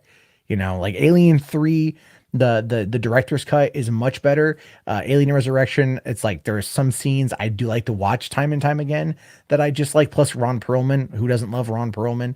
So there's that. But it's like then you get like Prometheus and you get Covenant, and those are just. I would go back to Prometheus for like the cinematography alone, like that would be it. But nothing about Covenant to me was scary. It just was so contrived in so many aspects. Let's see. Dark Universe Revival. I'd like that actually, but we're not gonna get it. Okay, let's see here. Scariest film of the 20th century. I'd have to say probably the scariest movie that I've seen thus far that really terrified me, that actually kind of really hooked me and made me watch with the lights on and made me like legitimately yell at my TV, would be Wreck. 2007's Wreck. That movie. And again, I'm a huge fan of point of view found footage. So for me, that movie is like so goddamn good and it's scary. It's legit scary. I was just thinking about another point of view found footage that came out in 1999. So it's been 20 years. It's a movie called The Last Broadcast, and it hit video right after Blair Witch hit theaters.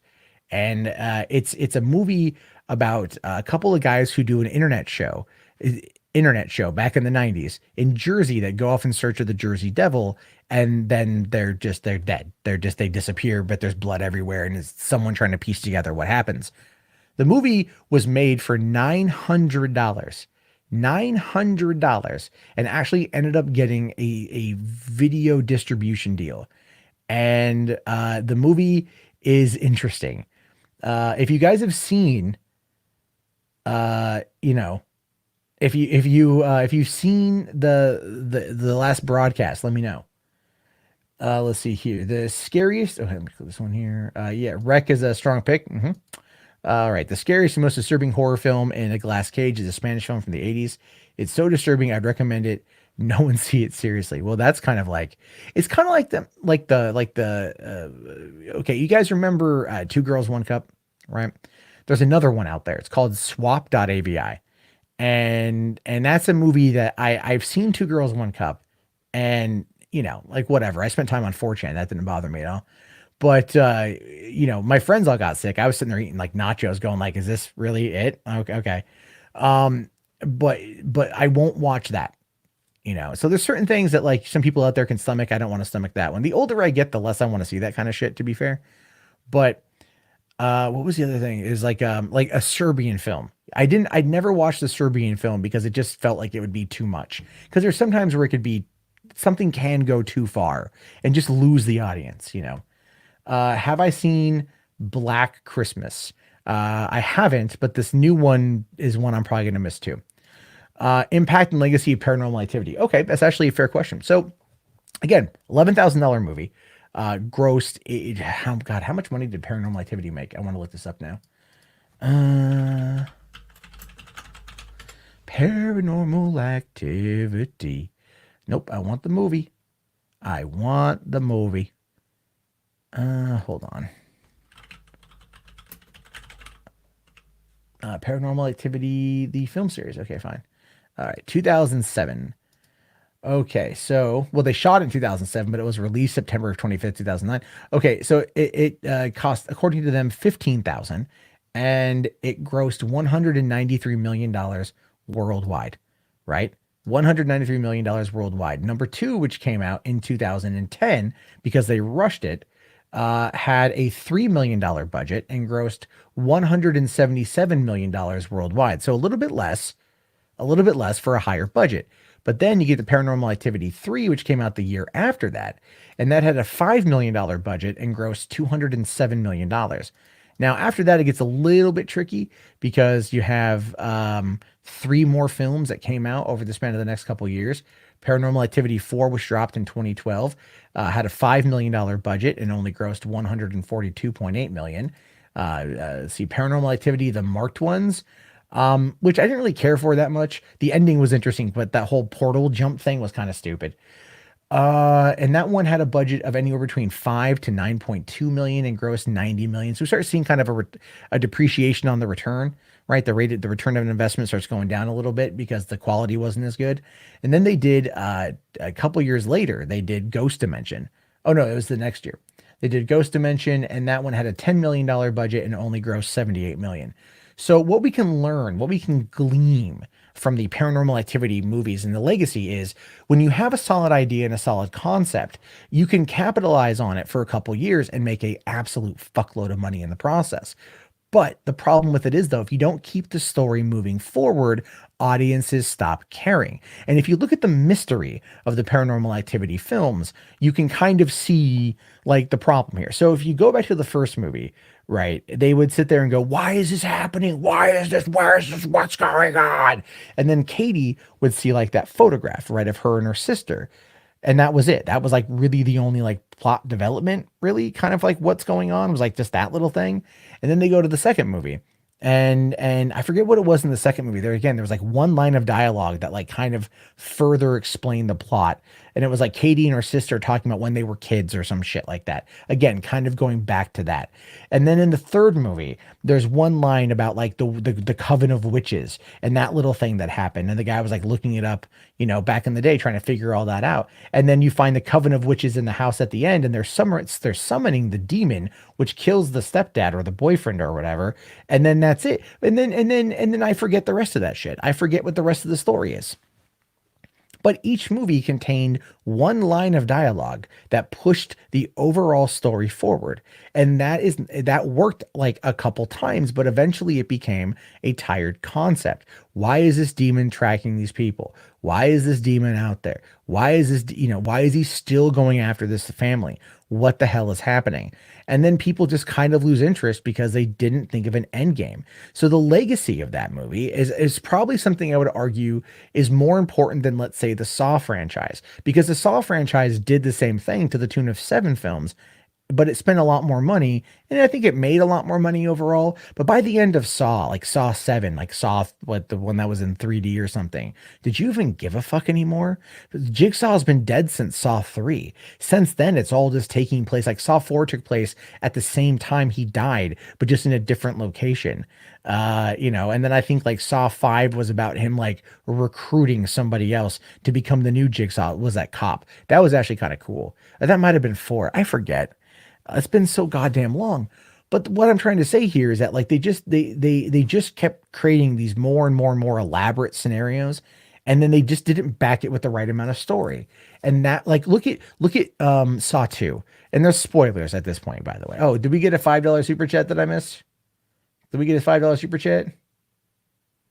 Oh, sorry. I saw $5. I wasn't too sure if we got a $5 super chat. Okay. My bad. It doesn't tell me on here. I'm not looking at the anyway. We'll talk about Blair Witch here in a second. 60,000 is an after the fact sort of thing, but whatever. But Saw, like, just kind of if you don't write it out, if you don't plot it out, if you just start trying to chase the cash, which is what they were doing, was chasing the cash. The Purge franchise is kind of doing the same thing, which is why this next one is going to be the 5th and final one. But the popularity of the show is still there because, hold on, what the hell? There we go. Because what you have is a situation where the show, it has enough of an audience to keep going. Because remember, the show on USA was meant to be a limited event series. It was one season. We're on season 2 now. So there's people out there that really like Saw, that really like that whole thing. The Purge. They like those kind of movies. But again, that's Blumhouse, and that's what Blumhouse does. Let's see here. All right. Okay. All right. Let's see. Blair Witch. Okay, so Chris here says that Blair Witch cost $60,000 to make. Blair Witch cost $27,000 to make originally. But if you're talking about all of the post production work that went into it, that would definitely up the budget. But see, you're also looking at the Wikipedia, but the original cost of the movie was $27,000 because they shot it on a mixture of 16 millimeter film as well as VHS on their camcorder. So, but that movie went on as, again, if you want to just give the high end of 60,000, coming in at a $248 million worldwide take home, that is still a insanely, insanely profitable fucking movie. And that's what I'm talking about when I talk about these cheaper films, these cheaper movies that you get the opportunity to, that you can make. And I think and the thing is they make money. People like to be scared. They like to see things that are taboo.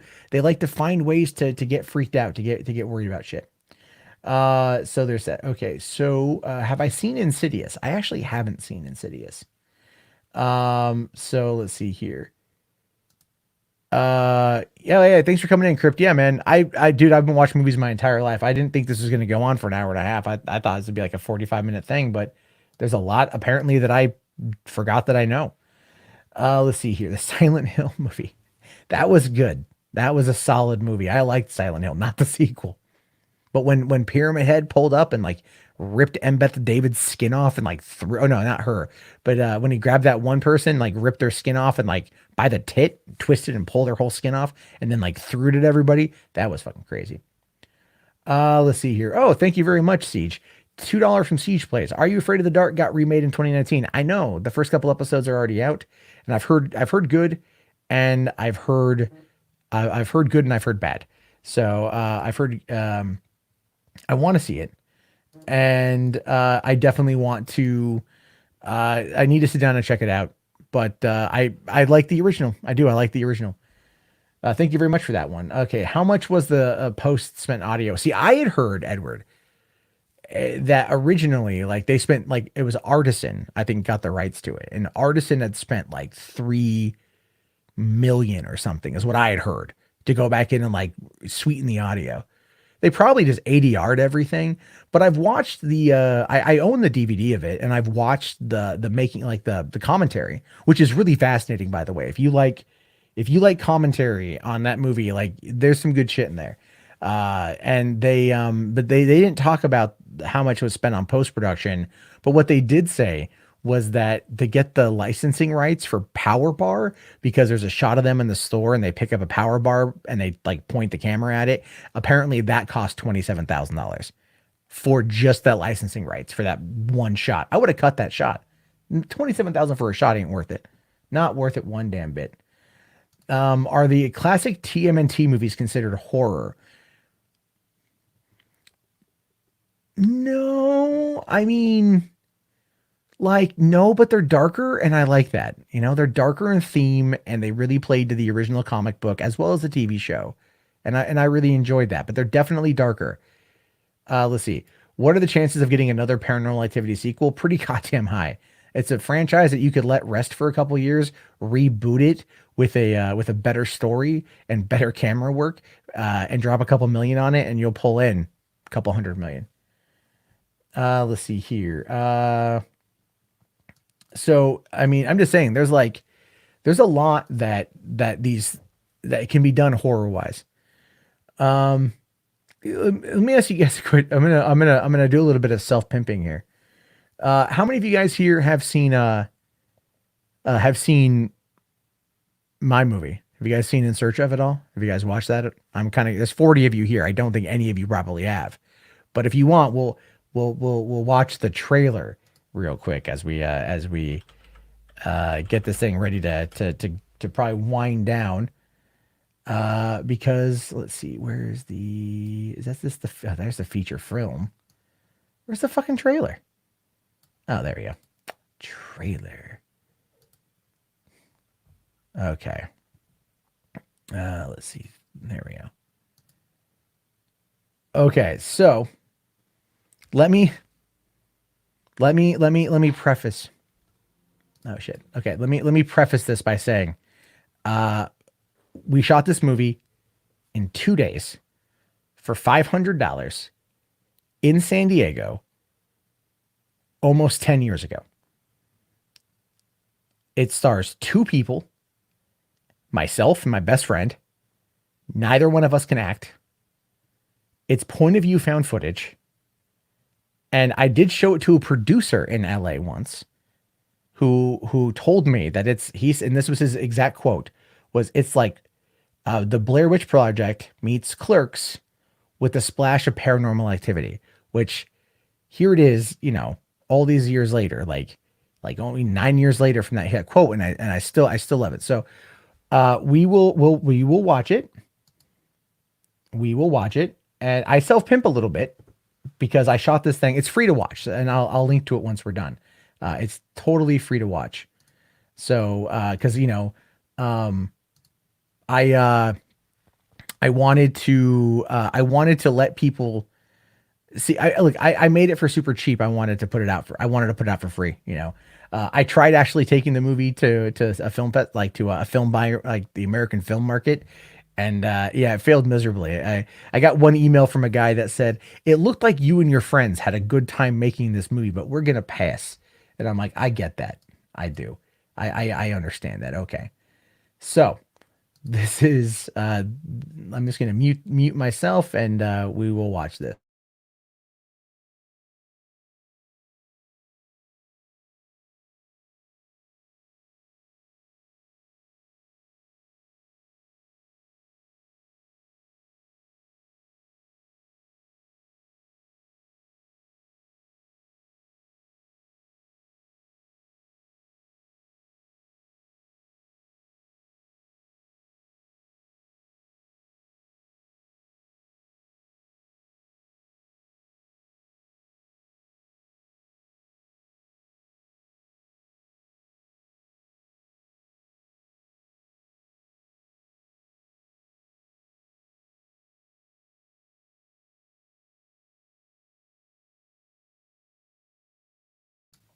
I guess there was no sound. Hold on one second.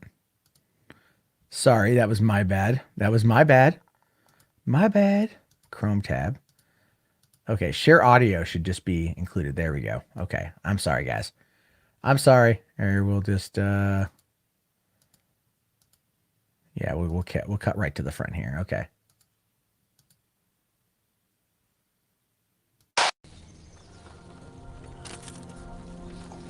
So what are we doing, Mark? You brought the fucking camera? Yeah, I brought the camera. Why the fuck are you bringing the camera? Don't pay attention to the camera. Just answer the question.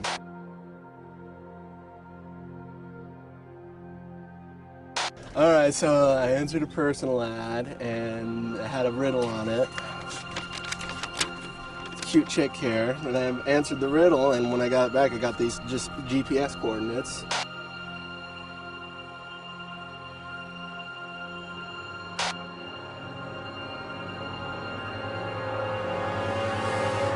Where the hell are we going anyway? Somewhere that way. Dude, I want to know how this girl got out here by herself. More clues.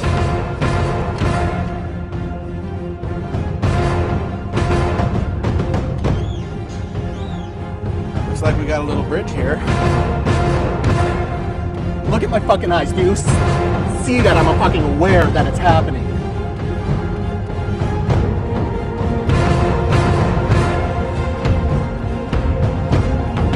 Turn it the fuck off. No. I'm not kidding. No. Turn it the fuck off or I'm gonna kick your goddamn ass! Turn it off! Okay, fine.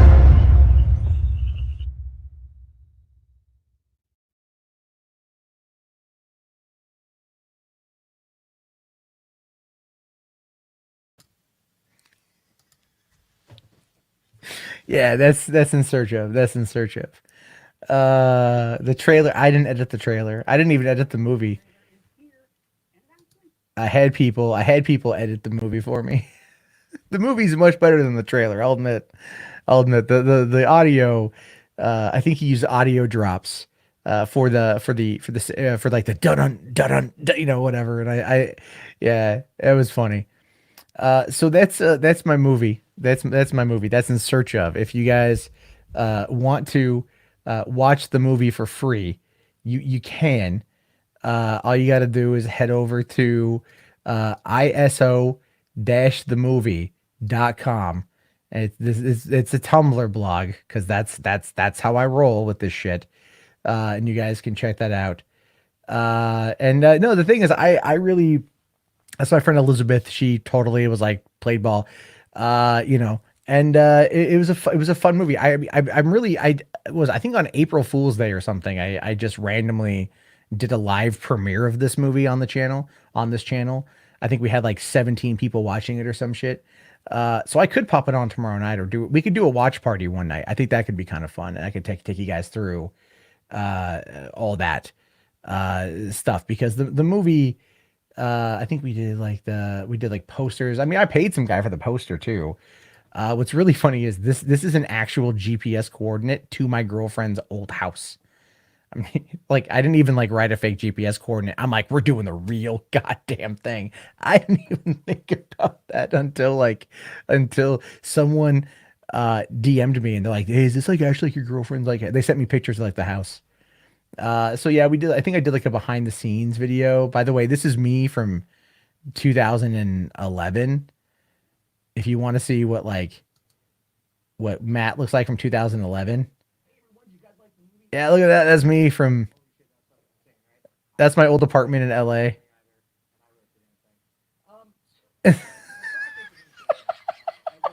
Anyway, not wearing glasses because I just didn't want it to do it. It's so bad.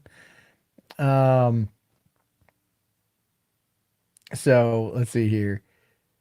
All right. There's a lot there that that went into the. I mean, the movie's fun. I like the movie. People told me because at the time Catfish was coming out, so a lot of people were thinking like, oh, it's like you made Catfish. I'm like, I didn't make Catfish. All right, like I'm not masquerading a fake story as a real story, you know. But I haven't aged a bit. Oh no, I've aged. Oh, I've definitely fucking aged. Uh, I can't tell if I've gotten thinner or fatter. So that's gonna I'm gonna say thinner. No, I think I'm at the same. It doesn't matter. It doesn't matter. But that could be something fun to do. You know, it'd be a fun thing to do one night. To just get the because it's like I like the thing is you know, I like the movie. I think it's a fun story. I loved making it. I loved I show it to anyone who wants to watch it. I have no problem with that. I've not made once. I don't think I even made like a penny off the goddamn thing.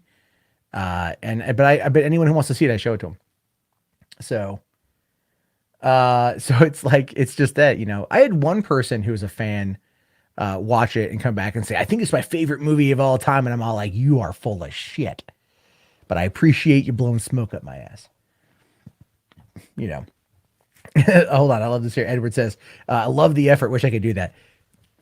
There wasn't much effort that went into it. We mostly because like we shot it in San Diego, and we really I went to places that like I knew were kind of cool, right? So it's like we went to like a state park and you know walked around there for a few. Like we'd shot other short films there, and like my girlfriend's house is at the end, and she was already moving out at the time, so it's like it worked.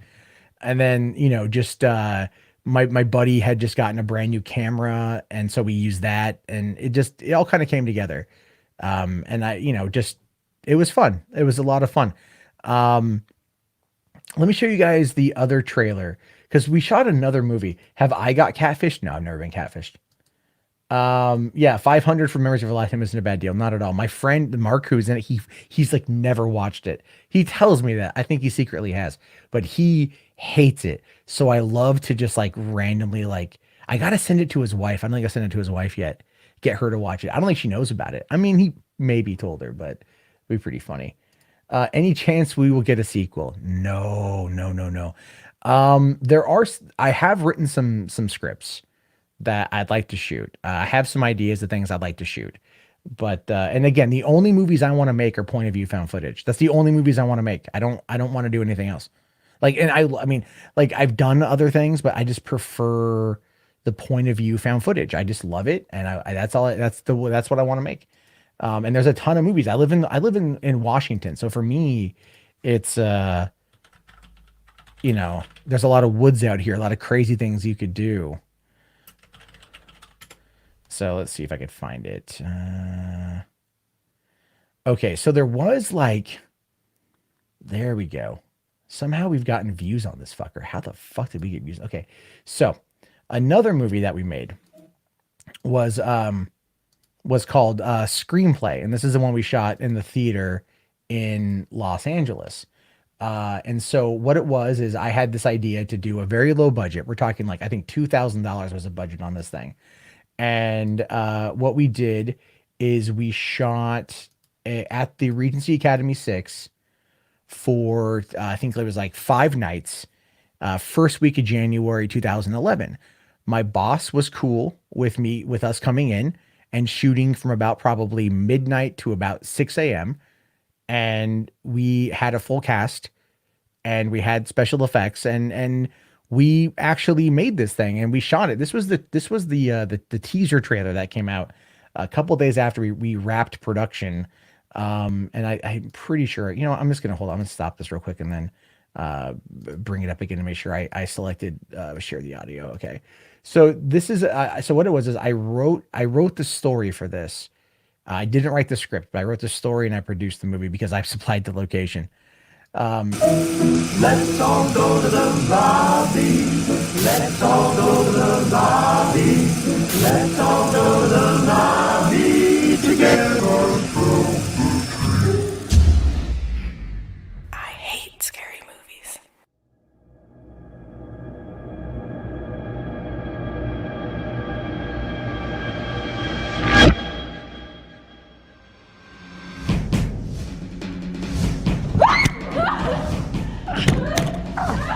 Back! Oh my god! I gotta get out of here! Don't see it alone. So We got our own Shriek Fest tonight, or what? let's close that out. So yeah, that was Screenplay. We shot that. I said we shot that one like almost 9 years ago, and everything else. As far as I know, the footage is sitting on a hard drive. I was actually talking with the director at Comic-Con because he was there, and he's like, "I want to do something with it eventually." And I'm just like, "What are you gonna do? It's been like 9 years. What are you gonna do?" So yeah, we shot that. It's about a group of kids who break into. Well, it's about a group of kids who get invited to a recently closed movie theater for a special screening of a horror movie, and they get locked inside with a killer. The reason why it works in this particular regard is because if any of you live in LA, and I don't know if Nuke the Fridge is still here or Nerd Report, he might be gone, but he doesn't live far away from this theater, and this theater was originally built in the 1920s or I think maybe the 1930s, and it was a single stage playhouse. It was a playhouse, and then they converted it to a movie theater as a single screen movie theater, and then they converted it to 6 movie theaters. So they just broke it up. So there's a whole bunch of like little like there's like a catacomb type area. There's a whole bunch of like doors that kind of lead to different areas. It's like a maze at times, and it's really creepy and super rat infested. So we ended up just coming up with the idea, and I think we put the goddamn thing. We held auditions for it, like legitimately held auditions. Brought in actors, had them read for the role. Like I mean, it was crazy, man. And we put it together, and I'm actually really bummed that the movie never got out there, never got finished up, and I don't know what we'd ever be able to do to finish it at this point. Maybe I wouldn't mind talking to the director and see if we could like maybe pony up the dough to hire an editor to take a crack at it. Or hell, I know some people who might do it for free. Just here's the footage. Here's the script. Can you put something together? It doesn't need to be perfect because we had some shit we need to do at the end for special effects, but it's a movie I'd love to be able to showcase at some point. It's been 9 years. So, we like the stuff that I think up is fucking crazy shit. And that's why I like movies. Someone asked me, what's my favorite found footage movie? It's probably, Wreck, just because of how crazy it is. But I also love like Chronicle. I love, oh man, Troll Hunter was really good. What was the one of the mental institution? Like it was Was like Strange Encounters or something, like the Ghost Encounters, Grave Encounters. That was really good. Then there's The Tunnel. I really loved the Tunnel. It was an Australian movie that was being released via BitTorrent for free. They actually raised the money by selling $1 per frame, and they estimated about 130,000 frames. And so they raised the money. The whole idea was they were going to release the movie on BitTorrent. You can go get it right now for free. And then Paramount came in and bought up the home video rights after the movie was done, but they upheld their end of the bargain. And then when it became available to download, oh, I downloaded it because fuck yeah, I support that shit. So I liked The Tunnel quite a bit. You know, kind of creepy, taking place in I think the underbelly of like Sydney or something. And there's a lot of really good ones. I had this one I want to do. It's kind of a comedy. It's a heist movie, right? It's a heist movie to steal a porno. But it's point of view found footage. And it's basically about like an out of work writer and out of work actor who are struggling to survive in LA. And they end up like getting their hands on this vintage porno accidentally from like an estate sale, because they do a lot of like eBay reselling, and they get this porno, and they have rivals, and the rivals are aware of the porno and they wanted it too, so they steal it. So these guys have to get their friends together to basically steal the porno back. So it's a heist movie about stealing a porno shot in point of view found footage. Yeah, I need to like sit down and actually write that. It's been a long time since I've had the idea. I thought it'd be kind of funny. Like, what would be the most absurd thing someone could do a heist movie over? Stealing a porno. But then, of course, you know, you look at the plot line to Birds of Prey, and it's them doing like basically like it's a heist movie over like, oh no, well they're trying to protect the girl who stole dick pics. I don't know. I got a stupid shit that I thought of years ago. Uh. So let's see here. You have a theater near me, except it's one screen. You love it. Oh, nice, man.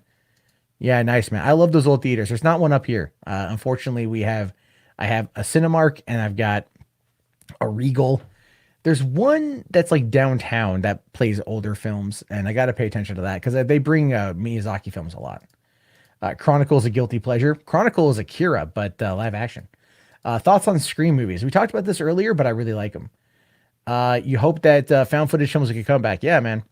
Yeah, me too. Me too. I should really sit down and just craft one out. I wanted to do one about like the dark web and like hitmen and shit. Originally In Search Of actually was taken from another story idea that I still would love to do, but that one was called In Search Of the ISO Killer. And that one was more like the concept is I think really interesting. I just have to change the title of it. It's basically like it's a found footage documentary of a group of college kids, because it's always college kids, right? And they're doing a document like a nature documentary, like a global warming like a climate change documentary. And so they're doing interviews with people, and they end up interviewing a guy who looks identical to a drawing, a police drawing of a killer. And it's like the only drawing out there of this killer, and they think that this is the guy. And so, but there's a huge reward for the win, right? For the capture. And then there's also a huge reward if they win the competition. So they decide to say fuck it to the competition and start trying to document capture the tracking and capturing of this killer. And as they start tracking the guy down, they figure out who he is, and they start trying to surveil him and figure it out. He becomes aware of what they're doing and then starts to systematically pick them off one by one. And that's an idea that I've sat on for probably about, I'd say 12 years now. So there's that. Let's see here. VHS are pretty good movies. I like them. They're a lot of fun. It sounds better than Birds of Prey. Yeah, it's true. What's my preferred role on the set of a film? It's gonna sound so weird. I like just being in the grip, man. I like being on set. I'm not a very good director. I don't like to direct very often. But I mean, producing is something I'm pretty good at. And then I'm also a writer. So like I've written a bunch of shit, and some of it's been made. Some of it most of it hasn't been made. Some stuff's been shot, but never actually finished, which is unfortunate.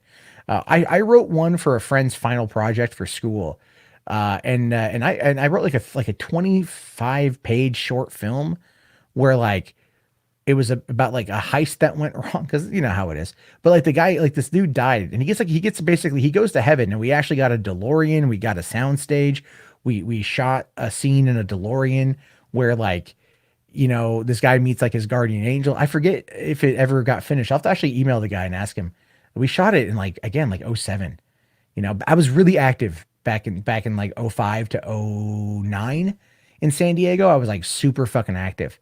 And I miss that. I really do miss that. I miss going to like, cause I knew all the filmmakers in San Diego, and I knew everybody there, and I miss all that shit because that shit was a lot of fun.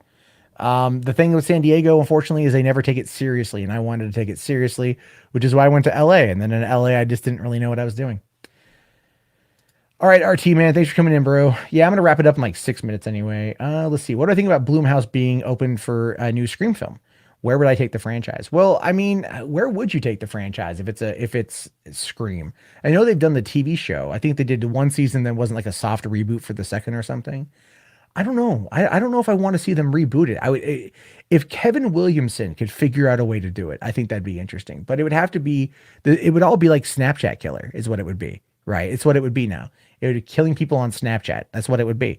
So if you want to satirize our environment, or satirize our society, that's kind of what they would do with it. But I don't know if you could really pull it off the same way. Scream was such a unique concept, and it worked so well. And plus, without Wes Craven, I mean, like, look, even with Halloween, even though it was David Gordon Green directing it, Carpenter was still the producer and he did the soundtrack, right? So there's that.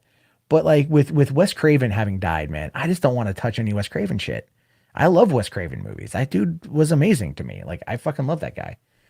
A POV Star Wars movie. I've seen one of those, but it was a porno. So, let's see. 2001 Space Odyssey, top 5 best sci-fi. I've never seen it, actually.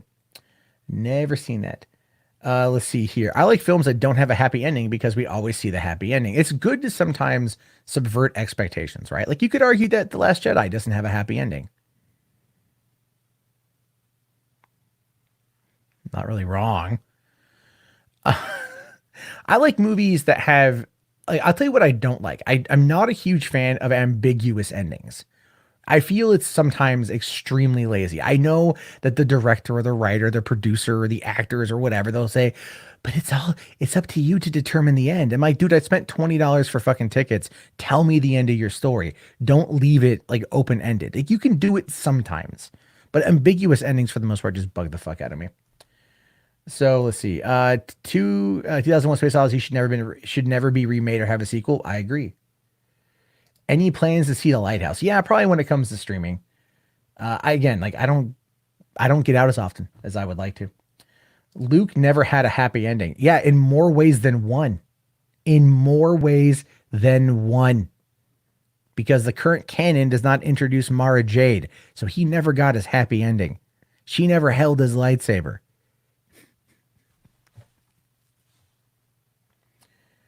Let's see here.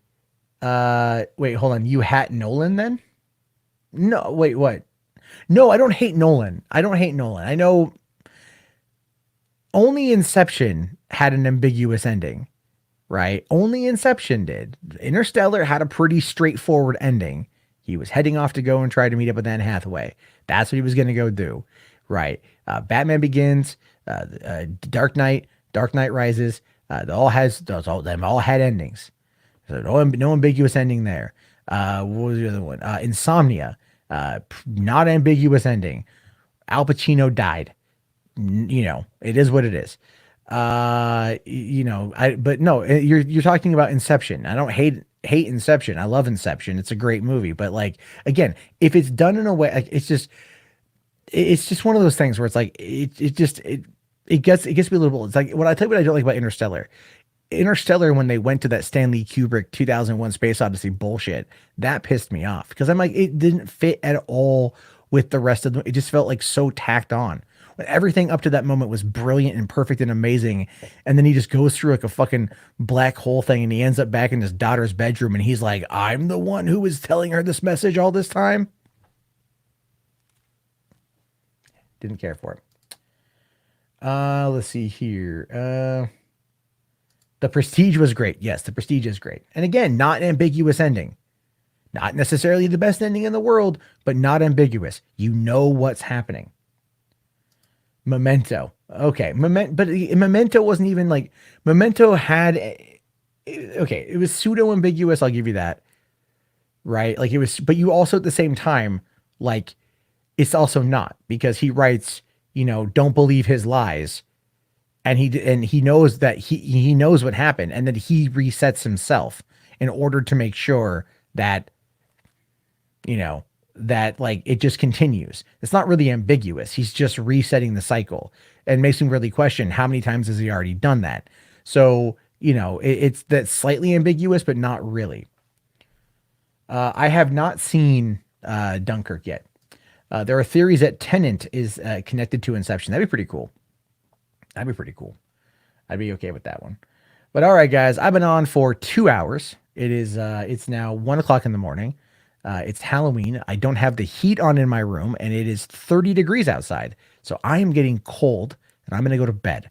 But I appreciate everyone chit-chatting with me for 2 hours. This was a fantastic conversation, and one we have to absolutely do again. So if you guys are looking to connect with me, you can always jump into the Discord, which I will post a link to right quick. And let me just see, where's that invite people? All right, so we're gonna okay, and the Discord is there, and you guys can jump on in, and we will chit chat. There is a verification. Just basically say hi to the mods, and they'll let you in. And yeah, you guys have yourself a great Halloween. Stay safe. Don't do anything stupid. Eat lots of candy. Drink lots of booze. Watch lots of horror movies, and have yourself a fantastic day. See you guys.